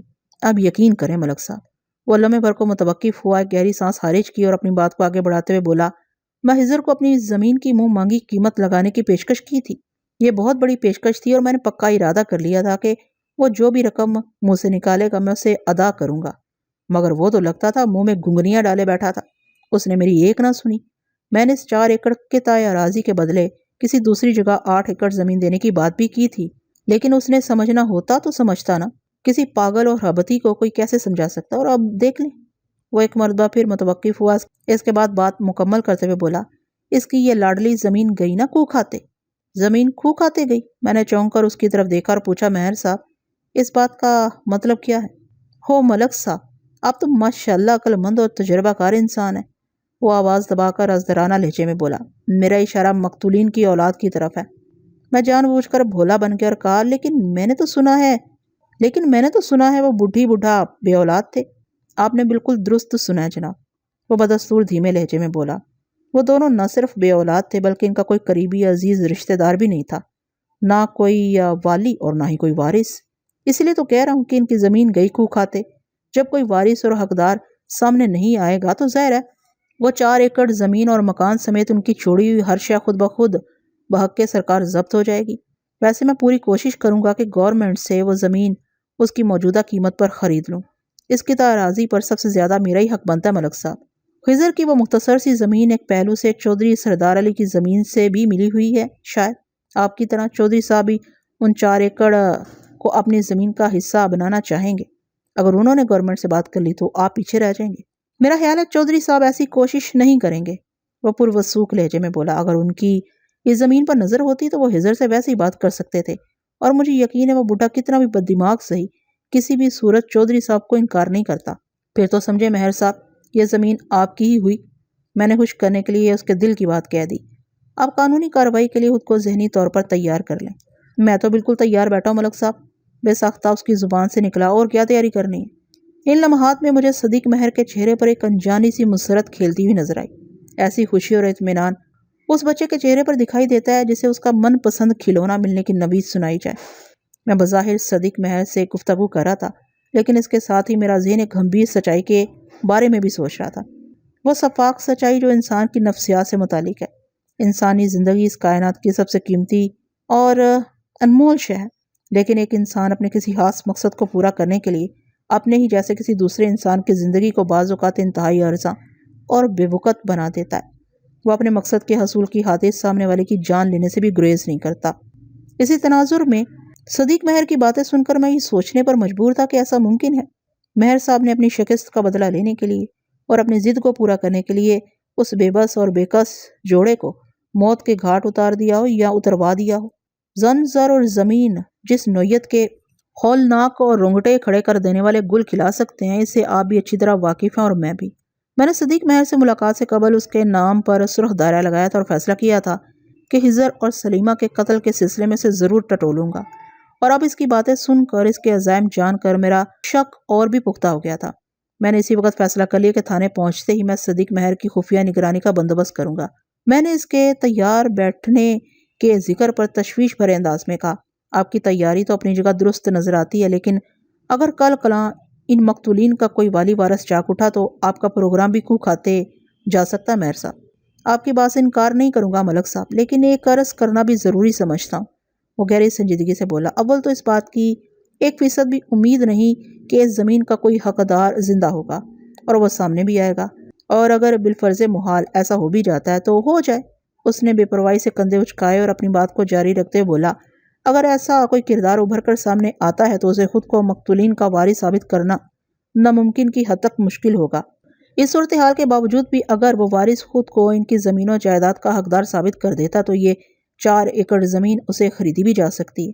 یہ ضروری تو نہیں ہے کہ وہ بھی ہزر کی طرح بد دماغ اور حبتی ہی ہو۔ ہاں، یہ قطعاً ضروری نہیں، میں نے اس کی ہاں میں ہاں ملاتے ہوئے کہا۔ آنے والا معقول سوچ کا مالک ہو سکتا ہے، وہ حالات کی نزاکت اور معاملات کی سنجیدگی کو سمجھ سکتا ہے۔ اس طرح 4 ایکڑ اراضی آپ کی ملکیت بننے کے امکانات روشن ہو جائیں گے۔ میں بھی تو یہی کہنا چاہ رہا ہوں جناب، وہ اپنے ہاتھ پر ہاتھ مارتے ہوئے بولا۔ اللہ آپ کا بھلا کرے ملک صاحب، آپ میری بات کی تہ میں اتر گئے۔ وہ لمحے بھر کے لیے متوقف ہوا، ایک گہری سانس خارج کی اور بڑے دوستانہ انداز میں بولا، اور مجھے کبھی امید ہے ملک صاحب کہ اگر مجھے اس معاملے میں کسی قسم کی قانونی مدد کی ضرورت پیش آئی تو آپ ضرور تعاون کریں گے۔ بالکل بالکل، میں نے اس بات میں گردن ہلاتے ہوئے جلدی سے کہا، قانون کے دائرے کے اندر رہتے ہوئے مجھ سے جائز انداز میں جو بھی ہو سکا وہ میں آپ کے لیے ضرور کروں گا۔ اس سلسلے میں آپ بالکل بے فکر ہو جائیں۔ بہت بہت شکریہ ملک صاحب، وہ ممنونیت بھرے لہجے میں بولا۔ اسی وقت صدیق مہر کا خاص ملازم محمد بوٹا اشیاء خودنوش سے لدی پھدی اور کپڑے سے ڈھکی ہوئی ایک ٹرے اٹھائے بیٹھک میں داخل ہوا۔ بوٹا کی آمد کے ساتھ ہمارے درمیان ہونے والی گفتگو چند لمحات کے لیے رک گئی۔ بوٹا نے ٹرے کو چوبی میز پر رکھا اور اپنے مالک کا اشارہ پا کر وہاں سے رخصت ہو گیا۔ اس کے جانے کے بعد صدیق مہر نے ٹرے پر سے کپڑا ہٹایا تو مجھے وہاں انواع اقسام کی اللہ کی نعمتیں رکھی دکھائی دی۔ صدیق مہر نے میری طرف دیکھتے ہوئے بڑے محبت بھرے انداز میں کہا، ملک صاحب بسم اللہ کریں جناب۔ میں نے صاف کوئی کا مظاہرہ کرتے ہوئے کہا، مہر صاحب میں بھی تھوڑی دیر پہلے کرمو بابا کے گھر سے ٹھیک ٹھاک لسی چڑھا کر آ رہا ہوں۔ پیٹ میں کوئی گنجائش تو باقی نہیں، لیکن میں بھلا آپ کی پیشکش کو کیسے ٹھکرا سکتا ہوں؟ کچھ نہ کچھ تو لینا ہی پڑے گا جناب۔ کچھ نہ کچھ نہیں ملک صاحب، وہ اصراری لہجے میں بولا، میری تو یہ خواہش ہے کہ آپ تھوڑا تھوڑا سب کچھ ہی لیں۔ میں نے بسم اللہ گڑ کے شربت سے کی۔ موسم گرما اور خصوصاً تیز چمکیلی دھوپ کے مضر اثرات کو توڑنے کے لیے گڑ کا شربت اکسیر کا کام کرتا ہے۔ اسی دوران میں صدیق مہر نے سرسری سے انداز میں مجھ سے پوچھا، ملک صاحب آپ ادھر ٹالی والے کھو کی طرف کیا لینے گئے تھے؟ میں فوراً سمجھ گیا، اس کا واضح اشارہ کرمو بابا کی جانب تھا۔ میں نے جواب میں اسے بتایا، مہر صاحب بات دراصل یہ ہے کہ جائے وقوع پر میں نے بہت سے لوگوں کے بیانات قلم بند کیے ہیں۔ ان میں مقتولین کے پڑوسی نذر حسین اور دونوں کھیت مزدوروں صفدر اور ہارون وغیرہ کے بیانات بھی شامل ہیں، لیکن حیرت انگیز طور پر یہ بات دیکھنے میں آتی ہے کہ کوئی بھی شخص مقتولین کے ماضی کے بارے میں کچھ نہیں جانتا، اور میرے لیے یہ جاننا بہت ضروری ہے کہ آیا وہ دونوں بوڑھا بوڑھی اسی گاؤں کے پیدائشی ہیں یا کسی اور علاقے سے آ کر جلال پور میں بسے تھے، کیونکہ جن حالات میں ان کا قتل ہوا ہے وہ بہت کچھ سوچنے سمجھنے پر مجبور کر رہے ہیں۔ میں نے سانس لینے کی غرض سے لمحاتی توقف کیا، پھر اپنی بات کو آگے بڑھاتے ہوئے کہا، میں نے جتنی پوچھ تاچھ کی اس سے یہی بات سامنے آئی کہ مجھے اس گاؤں کے سب سے زیادہ عمر والے شخص کرم دین عرف کرمو بابا سے ضرور ملنا چاہیے۔ وہ ضرور مقتولین کے ماضی کے بارے میں کچھ نہ کچھ جانتا ہوگا، لہٰذا میں 90 سالہ کرمو بابا سے شرف ملاقات حاصل کرنے کو کی طرف چلا گیا تھا۔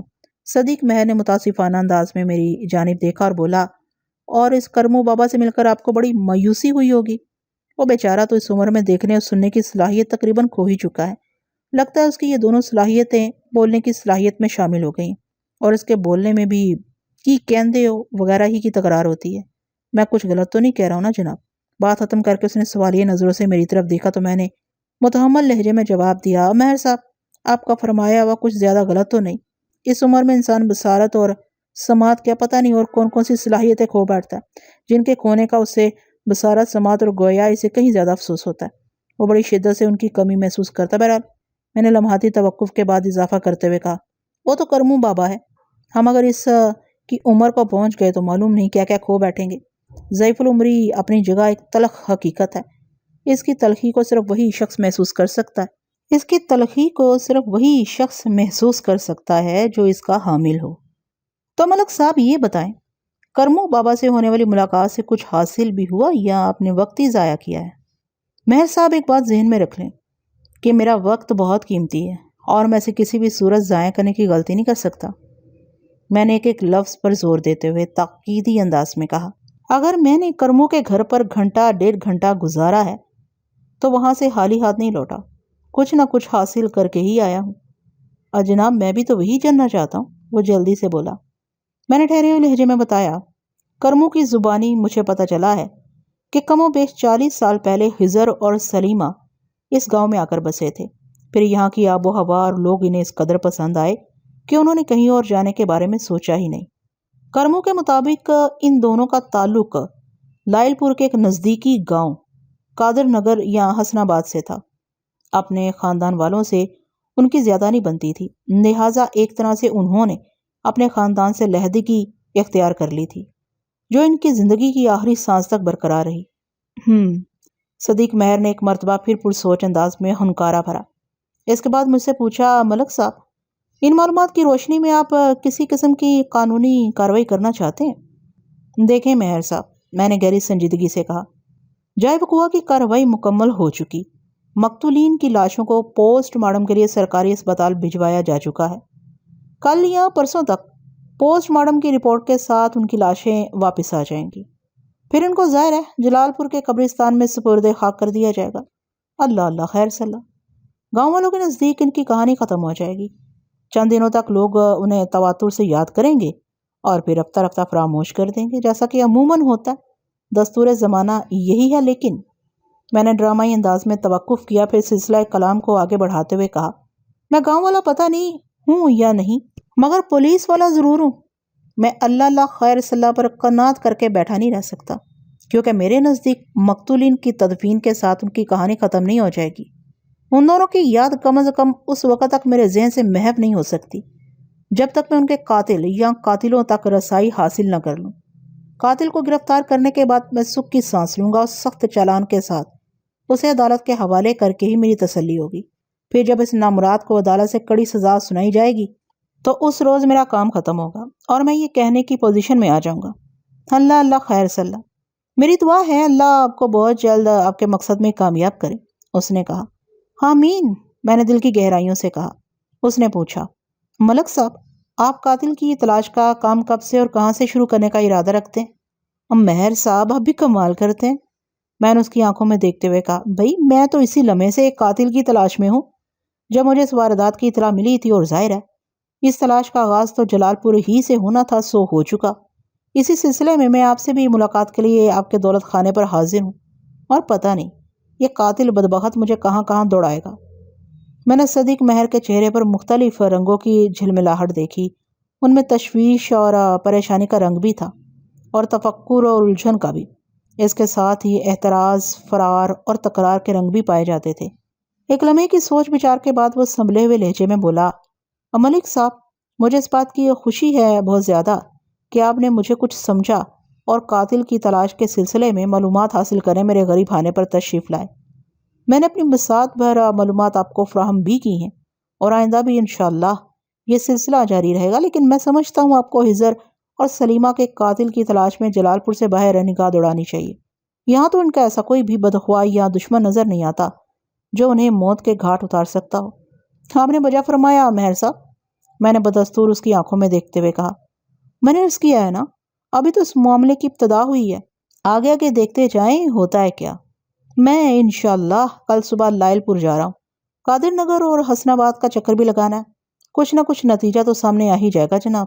میں نے تھوڑا توقف کیا، پھر محض اسے سنانے کے لیے کہہ دیا، ویسے مہر صاحب آپ کی طرح میں بھی یہی محسوس کر رہا ہوں کہ قاتل کا تعلق جلال پور سے قطعاً نہیں ہو سکتا، یہ کسی باہر ہی کے شخص کی کارروائی نظر آتی ہے۔ ظاہر ہے، وہ ایک گہری سانس خارج کرتے ہوئے بولا، یہاں بھلا کسی کو ان سے کیا دشمنی ہو سکتی ہے؟ یہ جملہ ادا کر کے وہ مطمئن نظر آنے لگا تھا۔ میں نے اس کے چہرے پر وہ سکون اور اطمینان دیکھا جو آخری پرچے کے بعد کسی طالب علم کے چہرے پر نظر آتا ہے۔ مزید 2-4 سرسری باتوں کے بعد میں نے دوبارہ ملنے کا وعدہ کیا اور اس کے گھر سے نکل آیا۔ وہ گھر کے باہر تک مجھے چھوڑنے آیا تھا۔ جائے وقوع پر ہارون کے بیان کی روشنی میں نے چودھری سردار علی اور صدیق مہر کے ناموں کو سرکل کیا تھا، کیونکہ مجھے پتا چلا تھا یہ دونوں افراد ہی مقتولین کی 4 ایکڑ زمین کو اپنی زمین کا حصہ بنانے کے خواہاں تھے۔ میرا ارادہ یہی تھا کہ کرموں بابا سے نبٹنے کے بعد میں پہلے صدیق مہر سے ملوں گا اور اس کے بعد چودھری سردار علی سے، تاکہ یہ اندازہ لگا سکوں کہ ان دونوں میں سے کوئی اس دوہرے قتل کی واردات میں بالواسطہ یا بلا واسطہ ملوث نہیں۔ یہ میں ایک پولیس آفیسر ہونے کے ناطے سوچ رہا تھا، ورنہ میں چودھری سردار علی سے ذاتی طور پر واقف تھا۔ مجھے امید نہیں تھی کہ وہ کسی بھی زاویے سے خضر اور سلیمہ کے قتل میں ملوث ہوگا۔ وہ جلال پور کا چودھری تھا، وہاں کا مالک و مختار۔ وہ جس شخص کی جس بھی شے پر ہاتھ رکھ دیتا وہ اس کے سامنے انکار نہیں کر سکتا تھا۔ اس ذیل میں صدیق مہر کی رائے سے متفق تھا کہ اگر چودھری سردار علی خضر سے اس کی 4 ایکڑ زمین مانگ لیتا تو مقتول کو چودھری کی بات ماننے میں کوئی پریشانی نہ ہوتی، لیکن میں موصوف صدیق مہر کی طرف سے قطعی مطمئن نہیں تھا۔ اس بندے نے مقتولین کے لیے اپنی جس ناپسندیدگی، نفرت اور غصے کا اظہار کیا تھا اسے ظاہر ہوتا تھا۔ خضر کے انکار پر وہ بہت بلبلایا ہوا تھا۔ صدیق مہر بنیادی طور پر مجھے ایک غاصب اور کینہ پرور شخص لگا جو خضر کی افسوسناک موت پر کسی دکھ کے اظہار کی بجائے اس کی زمین خو کھاتے جانے اور اس زمین کو قانونی چارہ جوئی سے حاصل کرنے کی منصوبہ بندی کر رہا تھا۔ اس نوعیت کی سوچ کسی سنگ دل اور شفاق شخص ہی کی ہو سکتی ہے، اور جو شخص شفاق اور سنگ دل ہوتا ہے اسے کسی بھی قسم کی بربریت کے مظاہرے کی توقع بہرحال ہوتی ہے۔ میں صدیق مہر کے گھر سے نکلا تو اپنے ذہن میں اسے ٹارگٹ بنا چکا تھا، اور اس کے ساتھ ہی یہ فیصلہ بھی کر لیا تھا کہ تھانے پہنچتے ہی اس کی خفیہ نگرانی کا فوری انتظام کر دوں گا تاکہ اس کی نقل و حمل اور چال بازیوں کو مانیٹر کیا جا سکے۔ ازیں علاوہ میں نے یہ بھی سوچ لیا تھا کہ سر دست چودھری سردار علی سے ملنے کی ضرورت نہیں، یہ ملاقات کل کسی وقت بھی کی جا سکتی ہے۔ صدیق مہر سے ملنے اور اس کی باتیں سننے کے بعد میرا دھیان اسی پر مرتکز ہو کر رہ گیا تھا۔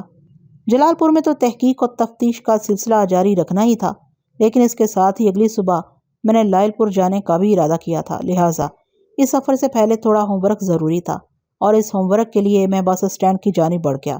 آپ کو ایک بات کی شاید حیرت یا الجھن ہو رہی ہوگی کہ میں کافی دیر سے اکیلا ہی تفتیشی گاڑی کو بھگائے لیے جا رہا ہوں، ورنہ میرے ساتھ عملے کا کم از کم ایک فرد تو ہوا ہی کرتا۔ تو اس سلسلے میں عرض کرتا چلوں کہ جلال پور کے تھانے میں نفری کی بہت کمی تھی۔ جو 4-5 افراد تھے بس انہی سے کام چلایا جاتا تھا، لہٰذا مجھے بہت زیادہ سرگرمی دکھانی پڑتی تھی، اور یہ ایک طرح سے میرے لیے اور عملے کے دیگر افراد کے لیے اچھا ہی تھا۔ اس طرح انسان مستعد اور چاق و چوبند رہتا۔ جلال پور کا بس اسٹینڈ میرے تھانے کے پہلو میں واقع تھا، اور اس کے ساتھ ہی ایک کچا راستہ گاؤں کی طرف جاتا تھا جو بس اسٹینڈ سے لگ بھگ آدھے میل کے فاصلے پر تھا۔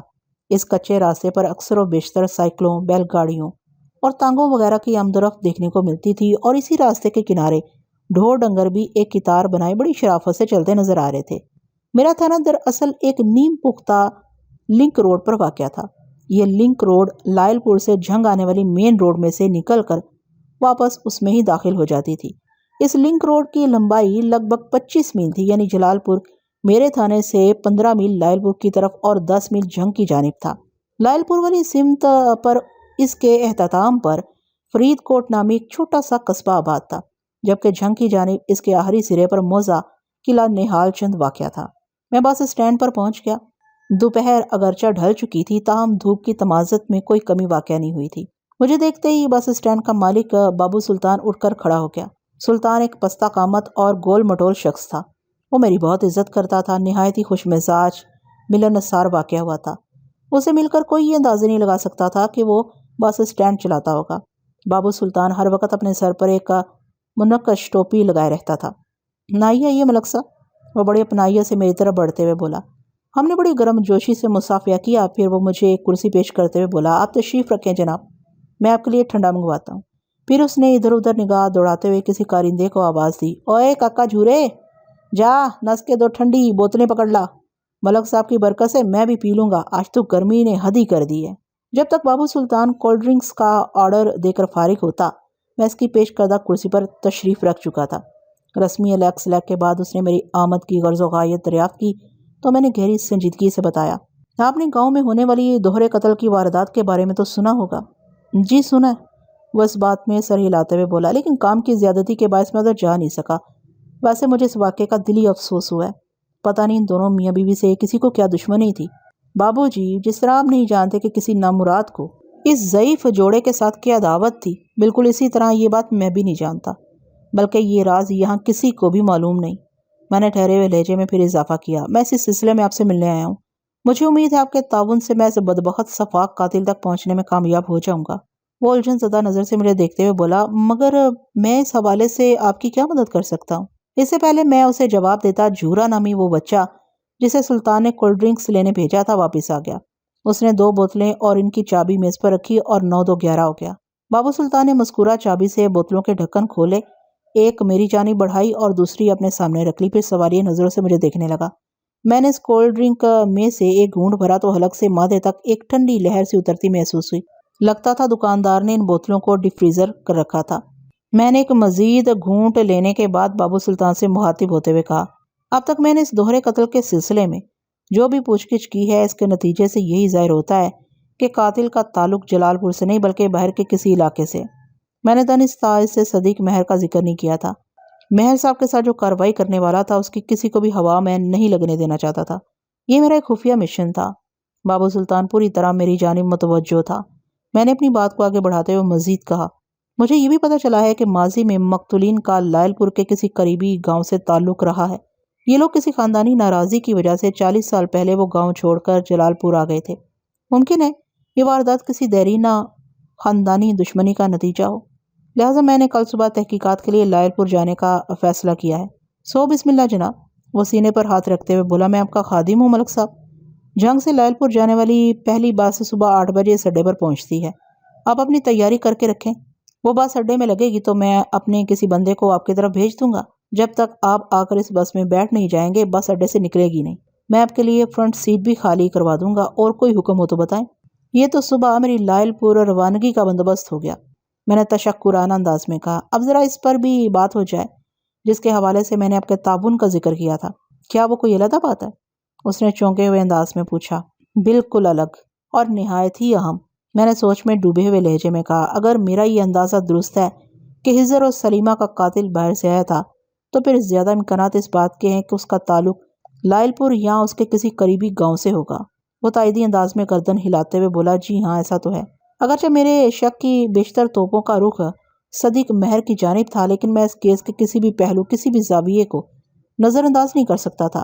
جب سے مجھے پتا چلا تھا کہ ماضی بعید میں حضر اور سلیمہ لائل پور کے کسی گاؤں میں رہا کرتے تھے، اسی لمحے سے میرے ذہن نے سوچنے کے سلسلے میں لائل پور کا ایک کوٹہ مقرر کر لیا تھا، اور خاص طور پر اس بنیاد پر کہ یہ ضعیف جوڑا اپنی جوانی میں خاندان والوں سے سارے تعلقات توڑ کر یہاں بسا تھا، اور پھر پلٹ کر دیکھنے کی ضرورت ہی محسوس نہیں کی، ورنہ اور نہ ہی خاندان والوں نے خبر لینے کی کوشش کی کہ وہ کہاں ہے اور کس حال میں ہے۔ خاندان سے اس نوعیت کا سنگین قطع تعلق کسی بڑی ناراضی یا دشمنی کی جانب اشارہ کرتا تھا، اور دشمنی بڑی کتی شے ہوتی ہے، یہ کسی وقت کہیں بھی نکالی جا سکتی ہے۔ حالات کے اس تناظر میں کسی بھی قیمت پر لائل پور اس کے نواحی گاؤں کو نظر انداز نہیں کر سکتا تھا۔ بابو سلطان میرے مزید بولنے کا انتظار کر رہا تھا، لہٰذا میں نے اپنی بات کو مکمل کرتے ہوئے کہا، بابو جی، دوہرے قتل کی یہ واردات پچھلی رات عمل میں آئی ہے۔ میں نے بڑی توجہ سے ان دونوں کی لاشوں کا معائنہ کیا ہے، اور اس معائنے نے مجھے بتایا ہے کہ انہیں آدھی رات کے بعد موت کے گھاٹ اتارا گیا ہے۔ اب ہم دونوں لائل پور کی طرف آ جاتے ہیں۔ میں نے لمحاتی توقف کر کے گہری سانس خارج کی اور اضافہ کرتے ہوئے کہا، میرے اندازے کے مطابق اگر قاتل کا تعلق لائل پور یا اس کے کسی نواحی گاؤں سے ہے تو پھر یہ بھی طے ہے کہ وہ شخص کل کسی وقت لائل پور سے جلال پور پہنچا ہوگا۔ یہ بات آپ مجھے بتائیں گے کہ دن میں کتنی گاڑیاں لائل پور سے اس طرف آتی ہیں اور کس کس وقت؟ بات یہ ہے ملک صاحب، وہ ٹھہرے ہوئے لہجے میں بولا، لائل پور اور جنگ کے درمیان اس وقت صرف 2 بسیں ایسی چل رہی ہیں جو جلال پور سے بھی ہو کر جاتی ہیں، باقی اس روٹ پر چلنے والی بسیں مین روڈ سے گزرتی ہیں۔ اگر کوئی بندہ لائل پور سے جلال پور آیا ہوگا تو وہ انہی 2 میں سے کسی ایک بس پر سوار ہو کر آیا ہوگا جن کا میں نے ذکر کیا ہے۔ لنک روڈ پر یہ 2 بسیں دن میں 2 پھیرے لگاتی ہیں۔ وہ لمحے بھر کو سانس لینے کے لیے رکا تو میں نے پوچھ لیا، ان دونوں بسوں کی ٹائمنگ وغیرہ کیا ہے؟ میں آپ کو وہی بتانے والا تھا، وہ اس بات میں گردن ہلاتے ہوئے بولا، کل صبح 8 بجے آپ جس بس میں بیٹھ کر لائل پور جانے والے ہیں وہ واپسی میں 2 بجے دوپہر دوبارہ یہاں سے گزرے گی۔ صبح یہ جنگ سے لائل پور جاتی ہے اور دوپہر میں لائل پور سے واپس جنگ۔ دوسری بس دوپہر میں جنگ سے یہاں پہنچے گی، پھر اس کی لائل پور سے واپسی لگ بھگ شام 5 بجے ہوگی۔ آپ کا مطلوبہ بندہ یا تو دوپہر 2 بجے یہاں پہنچا ہوگا یا پھر شام 5 بجے۔ کیا میں ان دونوں بسوں کے ڈرائیور اور کنڈکٹر سے بات کر سکتا ہوں؟ میں نے پرسوچ انداز میں کہا، اب میرا مطلب ہے میں ان لوگوں کو ٹٹول کر قاتل کے بارے میں اہم معلومات حاصل کرنا چاہتا ہوں۔ یہ تو بہت ہی آسان ہے ملک صاحب، وہ کولڈ ڈرنک کو خالی کرتے ہوئے بولا، میں یہ کام اس سے پہلے ہی کر چکا تھا۔ اس نے اپنے رسٹ واچ پر نگاہ ڈالی اور بولا، ایک بس تو آنے ہی والی ہے، آپ ایک انٹرویو تو اسی وقت کر لیں۔ بتی پینتی تو آنے ہی والی ہے، آپ ایک انٹرویو تو اسی وقت کر لیں۔ بتی پینتی؟ میں نے چونک کر اس کی طرف دیکھا۔ وہ وضاحت کرتے ہوئے بولا، دراصل 3235 اس بس کا نمبر ہے جو چند منٹ میں لائل پور کی طرف سے یہاں پہنچنے والی ہے۔ ٹرانسپورٹ کی لائن میں اکثر گاڑیوں کو ان کے نمبروں سے یاد رکھا اور پکارا جاتا ہے۔ یہ تو آپ نے اچھی خبر سنائی بابو جی، میں نے خوش ہوتے ہوئے کہا۔ دوسری بس والوں کا صبح انٹرویو ہو جائے گا۔ ادھر میری بات ختم ہوئی، ادھر بابو سلطان نے ایک سمت اشارہ کرتے ہوئے نعرہ لگایا، لے ملک صاحب، اپنی 3235 تو آ گئی۔ میں نے اس کے اشارے کی سمت میں دیکھا تو ایک بس اڈے میں داخل ہوتی ہی نظر آئی۔ اتنے فاصلے سے بس کی نمبر پلیٹ تو نہیں پڑھ سکتا تھا، لیکن بابو سلطان کا مشاہدہ غلط نہیں ہو سکتا تھا۔ اس کا ہی روز کا کام تھا۔ اگر اس نے نعرہ لگایا تھا کہ 3235 آ رہی ہے تو پھر وہ کوئی اور بس نہیں ہو سکتی تھی۔ بابو سلطان نے ایک مرتبہ پھر جھورا کو آواز دی۔ جب جھورا کسی چراغی جن کے مانند پلک چپکتے میں حاضر ہو گیا تو اس نے اسے حکم دیا، جاؤ اور امانت علی اور عباس احمد وغیرہ کو میرے دفتر میں بھیج دو، کہنا میں ان سے کوئی ضروری بات کرنا چاہتا ہوں۔ پھر وہ میری جانب دیکھتے ہوئے بولا، امانت علی اس بس کا ڈرائیور ہے اور عباس احمد کنڈکٹر۔ آپ نے ان سے جو کچھ بھی پوچھنا ہو ادھر دفتر ہی میں پوچھ لیں۔ وہ جس مقام کو اپنا دفتر کہہ رہا تھا وہ در حقیقت ایک شیڈ کے نیچے بچھی ہوئی ایک میز اور اس کے سامنے رکھی 4 کرسیاں تھیں۔ یہ بابو سلطان کی بیٹھک اور دفتر سبھی کچھ تھا۔ جب اس نے جھورا کو حکم دیا تھا تو میں سمجھ گیا تھا کہ وہ بس کے ڈرائیور اور کنڈکٹر کو بلا رہا ہے۔ عجیب بات، اس نے خود ہی اس کی وضاحت کر دی تھی۔ امانت علی اور عباس احمد جھورا کی میت میں تھوڑی دیر کے بعد ہمارے پاس پہنچ گئے۔ میں نے 3235 کے اس مختصر سے سٹاف کا بغور جائزہ لیا۔ وہ اپنی شکل حلی اور بول چال سے بالکل ویسے ہی تھے جیسا کہ عام طور پر ڈرائیور اور کنڈکٹر ہوا کرتے ہیں۔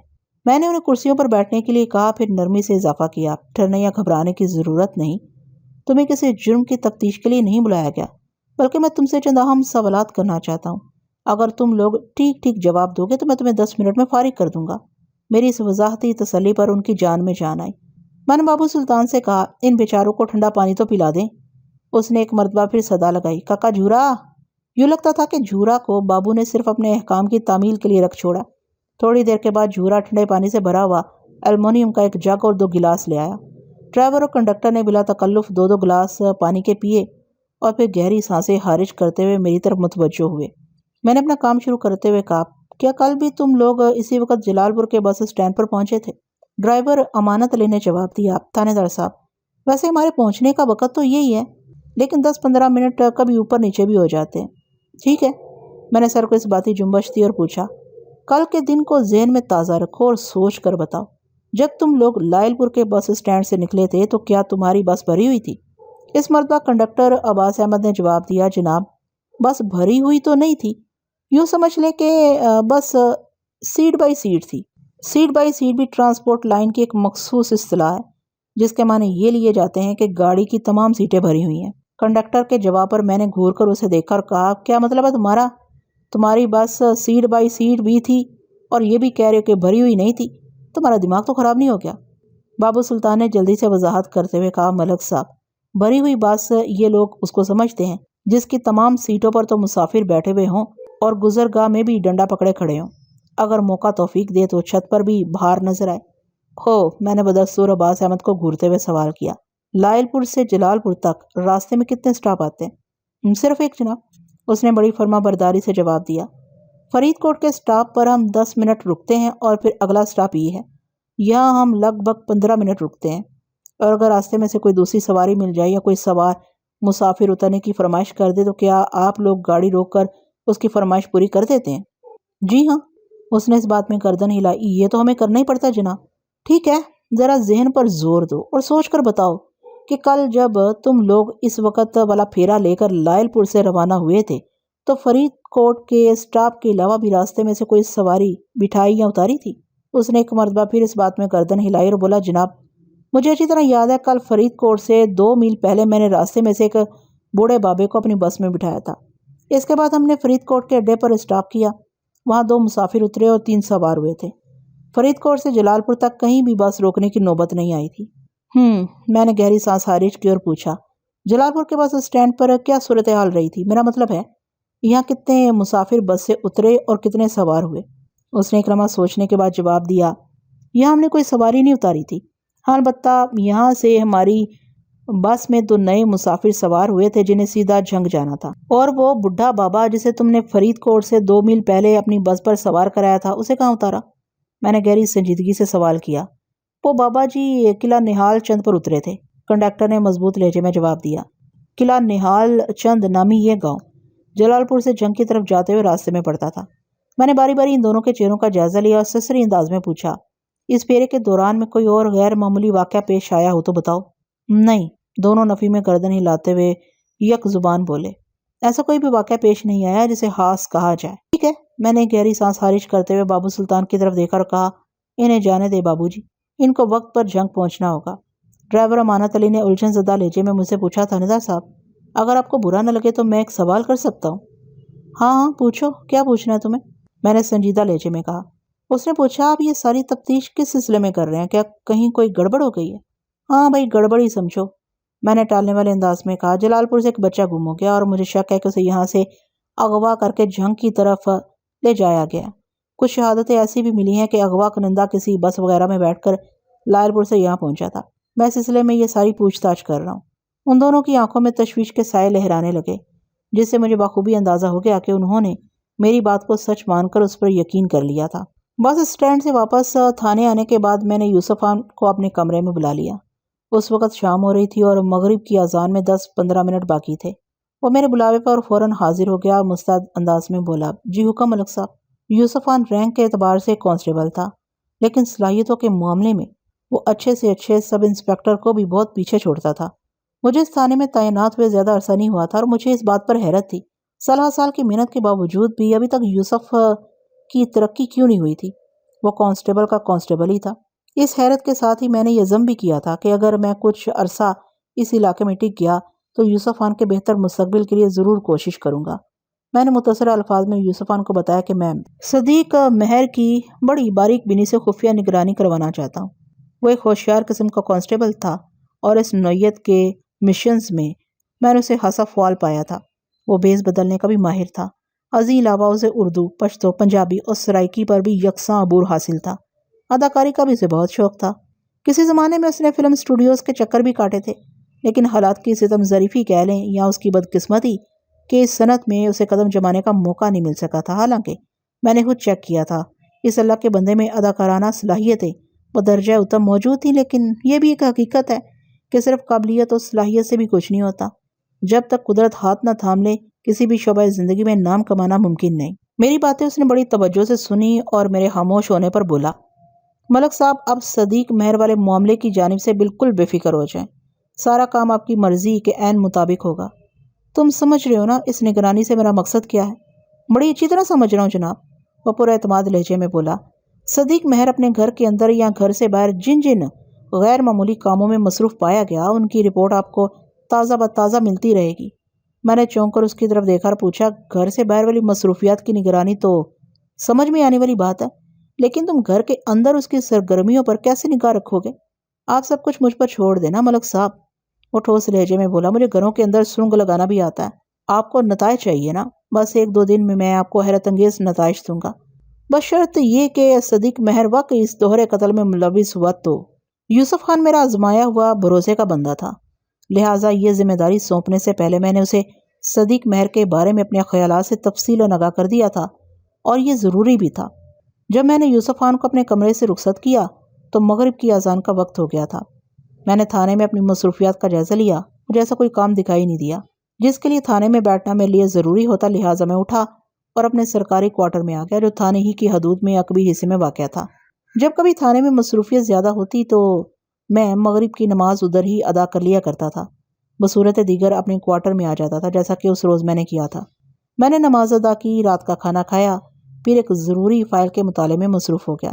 خبث اور گرمی کافی زیادہ تھی، لہٰذا میں نے اپنی چارپائی کوارٹر کے صحن میں بچھا رکھی تھی۔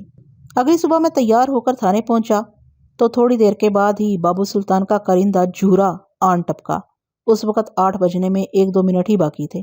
بابو سلطان نے گزشتہ روز مجھے بتایا کہ جنگ سے آنے والی 65 8 بجے سٹینڈ میں پہنچتی تھی۔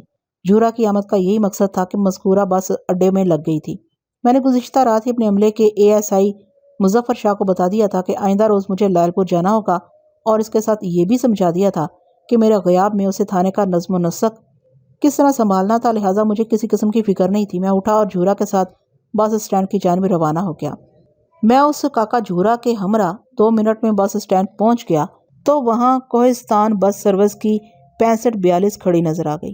میں سیدھا بابو سلطان کے قریب چلا گیا۔ ہم دونوں نے رسمی الیکس لیک کی۔ پھر اس نے بتایا، ملک صاحب بس تیار کھڑی ہے، صرف آپ ہی کا انتظار ہو رہا ہے۔ میں نے آپ کے لیے فرنٹ سیٹ خالی کروا دی ہے، اب بس پر سوار ہو کر لائل پور روانہ ہو سکتے ہیں۔ میری اس بس کے ڈرائیور اور کنڈکٹر سے بات کیسے ہوگی؟ میں نے اس کے خاموش ہونے پر پوچھا، کیا آپ نے انہیں میرے مقصد سے آگاہ کر دیا ہے؟ وہ اس بات میں سر ہلاتے ہوئے بولا، میں نے صرف انہیں اتنا بتایا ہے کہ آپ ان سے کل والے پھیرے کے حوالے سے چند اہم سوالات کرنا چاہتے ہیں۔ انہوں نے کہا کہ لائل پور پہنچ کر ان کے پاس کافی وقت ہوگا، آپ پورے اطمینان کے ساتھ جو پوچھنا چاہیں ان سے پوچھ لیں۔ بابو سلطان کی بات سن کر میں سوچ میں پڑ گیا۔ وہ فوراً میری کیفیت کو بھانپ کے جلدی سے بولا، اگر آپ کا حکم ہو تو میں بس کو ادھر ہی رکوا لیتا ہوں، آپ پہلے اپنی تفتیش مکمل کر لیں، اس کے بعد ہی بس آگے بڑھے گی۔ میرے خیال میں یہی مناسب ہوگا، میں نے جلدی سے کہا۔ ہو سکتا ہے کہ اس پوچھ گچھ میں کوئی ایسی بات سامنے آ جائے جس کا تعلق یہیں جلال پور سے ہو، اور وہ بات اتنی اہم، اتنی سنسنی خیز ہو کہ میں لائل پور جانے کی بجائے یہیں رک جانے کا فیصلہ کر لوں۔ ہاں یہ تو ہو سکتا ہے، وہ خیال افروز انداز میں بولا۔ پھر اس نے ایک مرتبہ پھر مخصوص صدا لگائی، اوئے کاکا جھورا، 6542 کے ڈرائیور اور کنڈکٹر کو ادھر بھیج دو۔ چند لمحات کے بعد ڈرائیور سلیم اور کنڈکٹر مشتاق میرے سامنے موجود تھے۔ یہ دونوں کوہستان بس سروس کی اس گاڑی کے ساتھ ہوتے تھے جو لائل پور سے جھنگ جاتے ہوئے لگ بھگ 2 بجے دوپہر جلال پور سے گزرتی تھی۔ اس اسٹاپ پر وہ تقریباً 10 منٹ ٹھہرتی تھی۔ بابو سلطان نے سلیم اور مشتاق کو چونکہ پہلے ہی میرے بارے میں بتا دیا تھا، لہٰذا ان کے چہروں پر مجھے وہ خوف اور ہراس دکھائی نہ دیا جو ان سے پہلے امانت علی اور عباس احمد کی شکلوں پر نظر آیا تھا۔ میں نے ان سے بھی وہی سیدھے سادے سوالات کیے جو کل شام میں نے 32-35 کے ڈرائیور اور کنڈکٹر سے کیے تھے۔ انہوں نے پوری توجہ سے میرے سوالات سنے اور سوچ سمجھ کر ان کے جوابات دیے۔ 10 منٹ کی ذہنی مشقت کے بعد میں نے یہ فیصلہ کیا کہ فی الحال مجھے لائل پور جانے کا ارادہ ملتوی کر دینا چاہیے۔ بالآخر میں اس کیس کا ایک سرا پکڑنے میں کامیاب ہو گیا تھا۔ سلیم اور مشتاق کے اس انٹرویو سے ایک سنسنی خیز حقیقت سامنے آئی تھی۔ انہوں نے مجھے بتایا کہ کل لائل پور سے ایک دراز قامت صحت مند آدمی ان کی بس میں سوار ہو کر جلال پور آیا تھا اور اسے کسی خضر چاچا کے گھر جانا تھا۔ خضر چاچا کا ذکر مجھے بے چین کر دینے کے لیے کافی تھا۔ میں نے چوکنا نظروں سے باری باری مشتاق اور سلیم کے چہروں کا جائزہ لیا۔ پھر ڈرائیور سلیم سے پوچھا، کیا اس بندے نے تمہیں یہ بات بتائی تھی کہ وہ کسی خضر چاچا کے گھر جانا چاہتا ہے یا نہیں؟ تھانے دار صاحب، میری بات مکمل ہونے سے پہلے ہی وہ نفی میں گردن ہلاتے ہوئے بولا، میں نے اس سے حنیفو سے باتیں کرتے سنا تھا۔ یہ حنیفو کون ہے؟ میں نے سرسراتے ہوئے لہجے میں سوال کیا۔ ڈرائیور سلیم نے جواب دیا، حنیفو کا اصل نام تو حنیف ہے جی، اس کی ادھر بس اسٹاپ پر شربت کی دکان ہے۔ کل جب 2 بجے دوپہر ہماری بس یہاں پہنچی تو مجھے شدید پیاس لگی ہوئی تھی۔ ہمارا یہاں 10 منٹ کا اسٹاپ ہوتا ہے۔ میرا دل چاہا کہ حنیفو کی دکان سے ٹھنڈا شربت پینا چاہیے۔ میں دکان پر پہنچا تو اس بندے کو حنیفو سے باتیں کرتے سنا۔ وہ حنیفو سے خضر چاچا کے گھر کا پتہ پوچھ رہا تھا۔ یہ بندہ چونکہ ہماری بس میں بیٹھ کر آیا تھا، اس لیے اسے پہچاننے میں مجھے کوئی دشواری نہیں ہوئی تھی۔ ذرا اس کے حلیے اور قد کاٹ کے بارے میں بتاؤ، میں نے سلیم سے پوچھا۔ اس نے جواباً بتایا، وہ لمبا چوڑا اور صحت مند شخص تھا۔ اس نے ہلکی ہلکی داڑھی بھی رکھی ہوئی تھی، جیسے 8-10 دن کا شیو بڑا ہوا ہوتا ہے۔ اس کے ہاتھ پاؤں اور کان بڑے بڑے تھے۔ سر کے بالوں میں اس نے سائیڈ مانگ نکالی ہوئی تھی۔ وہ لمحے بھر کے لیے متوقف ہوا، پھر اضافہ کرتے ہوئے بولا، میں اس بندے کے بارے میں سے زیادہ کچھ نہیں جانتا۔ یہ بھی کافی ہے، میں نے اس بات میں گردن ہلاتے ہوئے کہا۔ پھر سلیم سے پوچھا، کیا اس کے نام وغیرہ کا کچھ پتہ ہے تمہیں؟ میرا مطلب ہے جب وہ حنیفو سے بات کر رہا تھا تو اس دوران میں کہیں اس کا نام بھی آیا تھا؟ نہیں جناب، اس نے نفی میں گردن ہلائی اور بتایا، جب میں حنیفو کی دکان پر پہنچا تو ان کے درمیان صرف یہی بات ہوئی تھی، پھر وہ وہاں سے چلا گیا تھا۔ میں نے ایک گلاس سندل کا اور ایک گلاس بزوری کا شربت اپنے میدے میں اتارا، حنیفو کو پیسے دی اور اپنی بس میں آ بیٹھا۔ وہ تھوڑا متوقف ہوا، ایک گہری سانس خارج کی اور بولا، اس کے بعد ہم جھنگ کی طرف روانہ ہو گئے تھے۔ میں نے 1-2 سوالات کے بعد 6542 کے ڈرائیور سلیم اور کنڈکٹر مشتاق کو فارغ کر دیا تو سلیم سوالیہ نظر سے بابو سلطان کو دیکھنے لگا۔ بابو فوراً اس کی نگاہ کا مفہوم سمجھ گیا اور مجھ سے پوچھنے لگا، ملک صاحب کیا آپ لائل پور جانے کا ارادہ رکھتے ہیں؟ میں نے نفی میں گردن ہلائی اور جواب دیا، فی الحال نہیں، اگر ضرورت پڑی تو کل دیکھوں گا۔ پھر میں نے سلیم کی طرف دیکھتے ہوئے کہا، تم لوگ میری وجہ سے اپنا راستہ کھوٹا نہ کرو، بس کے مسافر پریشان ہو رہے ہوں گے، تم جا سکتے ہو۔ ان دونوں نے میرا شکریہ ادا کیا اور بابو سلطان کے دفتر سے رخصت ہو گئے۔ ان کے جانے کے بعد میں نے بابو کا شکریہ ادا کیا، اسے گرم جوش مصافحہ کیا اور حنیف عرف حنیفو کی دکان کی جانب بڑھ گیا۔ حنیفو کی جب مجھ پر نگاہ پڑی تو فوراً اٹینشن ہو گیا۔ آئیں جی آئیں تھانے دار صاحب۔ وہ اپنی دکان میں لکڑی کا ایک اسٹول نکال کر میری جانب بڑھاتے ہوئے بولا، میری خوش قسمتی کہ آپ ادھر آئے، تشریف رکھیں۔ یہ اس کی دکان کا اکلوتا اسٹول تھا جس پر بیٹھ کر وہ دن بھر ٹھنڈا ٹھار شربت بیچتا تھا۔ شربت نوش کرنے والے گاہک کھڑے ہو کر ہی اپنی پیاس بجھایا کرتے تھے۔ حنیفو نے ایک کپڑے سے مذکورہ اسٹول کو جھاڑا اور بڑے ادب سے میرے سامنے رکھ دیا۔ میں اس اسٹول پر تشریف رکھ چکا تو حنیفو نے کہا، بس ایک منٹ تھانے دار صاحب، میں ذرا شربت کی بوتلیں وغیرہ سیٹ کر لوں، پھر آپ کے لیے سونے اور چاندی کے ورق والا خاص شربت بناتا ہوں۔ میں یہاں شربت پینے نہیں آیا حنیفو، میں نے ٹھہرے ہوئے لہجے میں کہا۔ اس نے چونک کر میری طرف دیکھا اور حیرت بھرے لہجے میں بولا، مائی باپ، میری دکان پر تو صرف شربت ہی ہے، میں نے تو کچھ اور رکھا بھی نہیں ہوا۔ مجھے کسی شے کی ضرورت نہیں حنیفو، میں نے وضاحت کرتے ہوئے کہا، میں دراصل تم سے چند ضروری باتیں کرنا چاہتا ہوں۔ دکان کی سیٹنگ تم بعد میں کرتے رہنا، پہلے میرے سوالوں کے جواب دو۔ وہ ہمتاً گوش ہو گیا۔ میں نے اسے پرسوں والے واقعے کے بارے میں مختصراً بتایا۔ لائل پور سے جلال پور پہنچنے والا وہ دراز قامت مسافر اسے فوراً یاد آ گیا۔ میں نے پوچھا، کیا اس بندے نے اپنا نام وغیرہ بھی بتایا تھا؟ نہیں جی، حنیفو نے نفی میں گردن ہلائی اور بتایا، اس نے صرف مجھ سے یہ پوچھا کہ جلال پور میں خضر چاچا کا گھر کس طرف ہے۔ میں نے اسے چاچا کے گھر کا پتہ اچھی طرح سمجھا دیا۔ اس نے میرا شکریہ ادا کیا اور اس کچے راستے کی جانب بڑھ گیا جو سیدھا گاؤں کو جاتا ہے۔ کیا تم نے پہلے اس بندے کو کہیں دیکھا ہے؟ نہیں جناب، وہ میرے لیے بالکل اجنبی تھا۔ اس کا مطلب ہے وہ جلال پور کا رہنے والا نہیں، میں نے پرسوچ لہجے میں کہا۔ جلال پور میں بسنے والے بچے سے تم اچھی طرح واقف ہو؟ ہاں جی، وہ فخریہ لہجے میں بولا۔ اگر وہ ادھر ہی کا رہنے والا ہوتا تو چاچا ہزر کے گھر کا پتہ کیوں پوچھتا؟ ہزر چاچا کو تو پورا جلال پور جانتا ہے۔ وہ ایک دم بے حد افسردہ ہو گیا۔ ایک لمحے کی خاموشی کے بعد اس نے ٹھٹکے ہوئے لہجے میں کہا، بیچارے چاچا ہزر اور چاچی سلیمہ کے ساتھ بہت برا ہوا جناب، پتہ نہیں کس کمبخت نے انہیں قتل کر دیا۔ وہ دونوں میاں بیوی تو کسی کے لینے دینے میں بھی نہیں تھے۔ میں نے اندازہ لگا لیا کہ حنیفو شربت فروش سے مزید کوئی اہم بات معلوم نہیں کی جا سکتی۔ حنیفو اور 6542 کے ڈرائیور سلیم کے مشترکہ بیان کے مطابق وہ نامعلوم دراز قد بندہ 8 مئی کی سپہر لائل پور سے قصبہ جلال پور پہنچا تھا۔ اس سے پہلے اسے جلال پور میں کبھی نہیں دیکھا گیا تھا۔ 8 اور 9 مئی کی درمیانی شب ہزر چاچا اس کی بیوی سلیمہ کو بے دردی سے قتل کر دیا گیا۔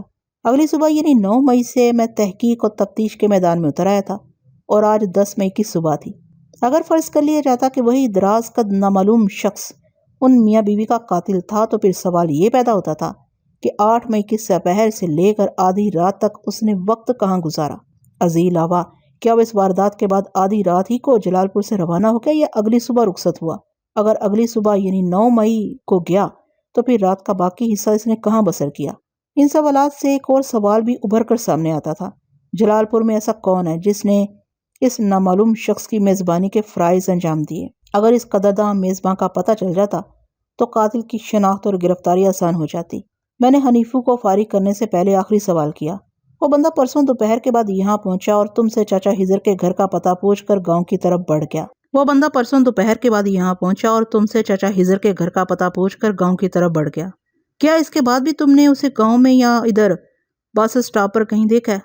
نہیں جناب، اس نے نفی میں گردن ہلا دی۔ میں واپس تھانے آ گیا۔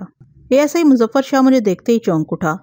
میں اپنے کمرے میں داخل ہوا تو اس نے حیرت بھرے لہجے میں کہا، ملک صاحب میں تو توقع کر رہا تھا کہ آپ رات تک ہی لائل پور سے واپس آئیں گے، کیا ادھر جانے کا پروگرام کینسل کر دیا ہے؟ ہاں شاہ جی، مجھے افسوس ہے کہ آپ کو ایک دن کی تھانے داری کرنے کا موقع نہ مل سکا۔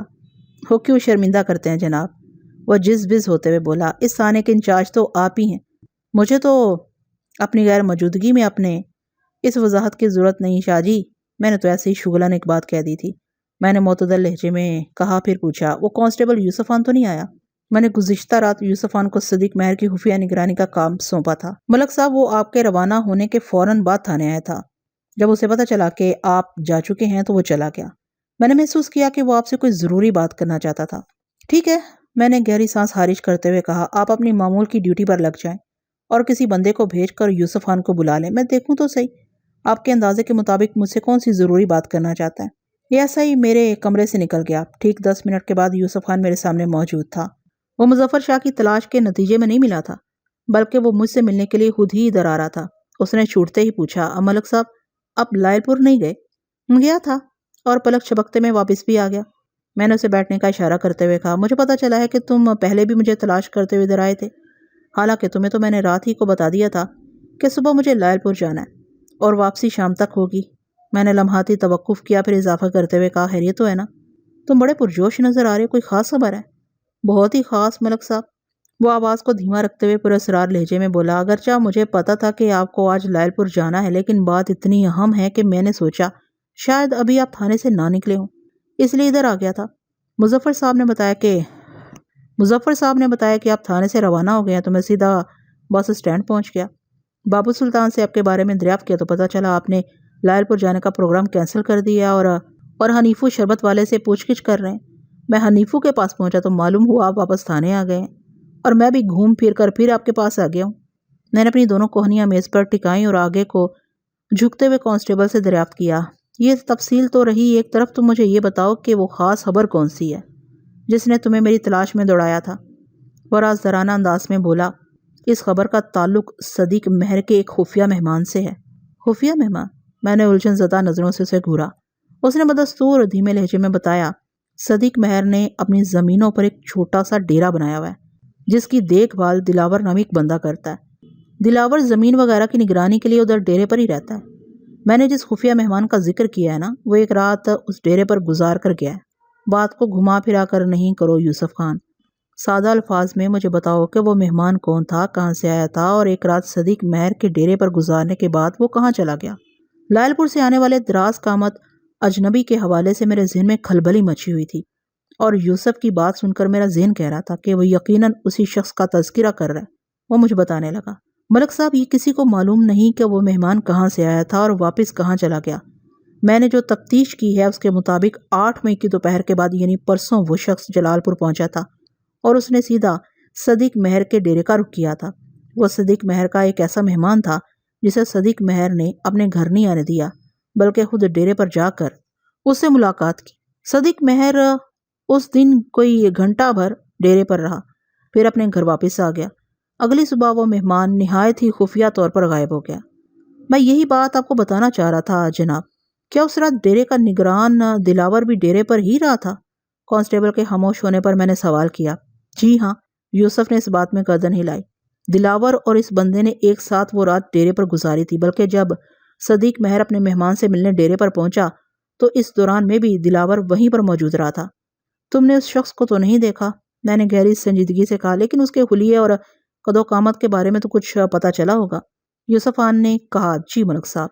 کہتے ہوئے مجھے بتانا شروع کیا تو میرے رگو پے میں ایک سنسنی سی دوڑنے لگی۔ اونچا قد، صحت مند وجود، ہلکی ہلکی داڑھی، بڑے بڑے کان، ہاتھ پاؤں کا مضبوط اور بالوں میں سائڈ کی مانگ۔ بس یوسف خان، میں نے ہاتھ کا مخصوص اشارہ کرتے ہوئے کہا، میں اس بندے کی تہہ میں پہنچ گیا ہوں، بلکہ یوں سمجھو کہ میں نے ہزر چاچا اس کی بیوی کے قاتل کا سراغ لگا لیا ہے۔ یہ آپ کیا کہہ رہے ہیں ملک صاحب؟ وہ حیرت سے آنکھیں پھاڑ کر مجھے دیکھنے لگا۔ میں نے اسے 6542 کے ڈرائیور سلیم سے ہونے والی اپنی گفتگو کے بارے میں مختصراً بتایا، پھر تحکمانہ انداز میں کہا، تم فوراً ایک کانسٹیبل کو لے کر صدیق مہر کے ڈیرے پر پہنچے اور پہلی فرصت میں دلاور کو گرفتار کر کے یہاں لے آؤ۔ اور صدیق مہر جناب؟ اس نے سوالیہ نظر سے مجھے دیکھا۔ وہ تمہارے بس کا نہیں ہے، میں نے پرعزم انداز میں کہا۔ اس کو لینے کے لیے میں خود اس کے گھر جا رہا ہوں۔ اب اس کیس کی فضا بڑی واضح ہو گئی تھی، بس تھوڑی قانونی کارروائی کی ضرورت باقی تھی۔ دلاور اور صدیق مہر کو جب تفتیش کی چکی میں ڈالا جاتا تو سچ بولنے کے سوا ان کے پاس کوئی چارہ کار نہ ہوتا۔ پولیس کو اپنی منزل کا تعین کرنے کے لیے ایک مہم سے سراغ کی ضرورت ہوتی ہے، اور مجھے وہ سراغ مل گیا تھا۔ میں اس سراغ کی انگلی تھام کر دلاور اور صدیق مہر کے راستے اس اجنبی شخص تک رسائی حاصل کر سکتا تھا جو صدیق مہر کا خفیہ مہمان تھا، لیکن میری اور قانون کی نظر میں ایک شکیل قلب قاتل تھا۔ مجھے صدیق مہر کی زبان کھلوانے کے لیے زیادہ محنت نہیں کرنی پڑی، کیونکہ اس کا نمکخوار بہت ہی بودا آدمی ثابت ہوا تھا۔ تھانے کی ابتدائی خاطر تواضع ہی نے اس کا کام کر دیا اور اس نے سب کچھ بک دیا۔ اس دراز قامت شخص کا نام اکرام جٹ تھا، اور اس نے جو بھی کیا تھا وہ صدیق مہر کے حکم پر ہی کیا تھا۔ صدیق دونوں مقتولین کو اس صفائی ہستی سے مٹانا چاہتا تھا کہ کسی بھی حوالے سے اس پر شک نہ کیا جائے، اس لیے اس کام کے لیے اس نے لائل پور کے ایک جرائم پیشہ شخص اکرام جٹ سے یہ دوہرا قتل کروایا تھا۔ اکرام جٹ نے بس اسٹاپ پر ہزر چاچا کے بارے میں پوچھ کر یہ تاثر قائم کرنے کی کوشش کی تھی کہ وہ انہی سے ملنے آیا ہے۔ دلاور کے خلفیہ بیان کے بعد صدیق مہر کے لیے فرار کی کوئی گنجائش نہیں بچی تھی، لہٰذا اس نے اقبال جرم کر لیا۔ عذابات اس کی نشاندہی پر میں نے لائل پور کے بدنام مجرم اکرام جٹ کو بھی گرفتار کر لیا۔ صدیق مہر نے بڑی چالاکی سے خونی کھیل کھیلا تھا۔ اس نے اپنی خواہش کی تکمیل کے لیے 2 انسانوں کو موت کے گھاٹ اتروا دیا تھا، صرف 4 ایکڑ اراضی کے حصول کے لیے۔ زمین کا یہ معمولی سا ٹکڑا اس کے لیے انا کا مسئلہ بن کر رہ گیا تھا، اور انا کے کھیل اتنے ہی خطرناک اور عبرت انجام ہوا کرتے۔ اس بدبخت کی چال بارود کے ڈھیر میں کسی چنگاری کی طرح گری اور بہت کچھ جل کر خاکستر ہو گیا۔ اس بارودی دھماکے نے تو معصوم انسانوں کی زندگی کا چراغ گل کر دیا۔ جو شخص دوسروں کی زندگی میں اندھیرا برتا ہے وہ کبھی سکھی نہیں رہ سکتا۔ دلاور نے وعدہ معاف گواہ بن کر اپنی جان بچا لی تھی، لیکن میں نے اکرام جٹ اور اس کے آقا صدیق مہر کو جیل کی سلاخوں کے پیچھے پہنچا کر ہی دم لیا۔ کاش انسان ذہنی طور پر اس بات کے لیے تیار ہو جائے کہ اگر زندگی میں سب کچھ اس کے حسب خواہش نہ ہو تو اس سے کوئی خاص فرق نہیں پڑتا۔ تو ناظرین، آپ کو یہ کیس کیسا لگا کمنٹ کر کے ضرور بتائیے گا۔ چینل کو سبسکرائب لازمی سے کیجیے گا، ویڈیو کو لائک بھی ضرور کیجیے گا، اور اپنی رائے کا اظہار کرنا کمنٹ باکس میں مت بھولے گا۔ مجھے اجازت دیجیے نیکسٹ کسی ایسی ہی اچھی سی کہانی تک کے لیے۔ اللہ حافظ۔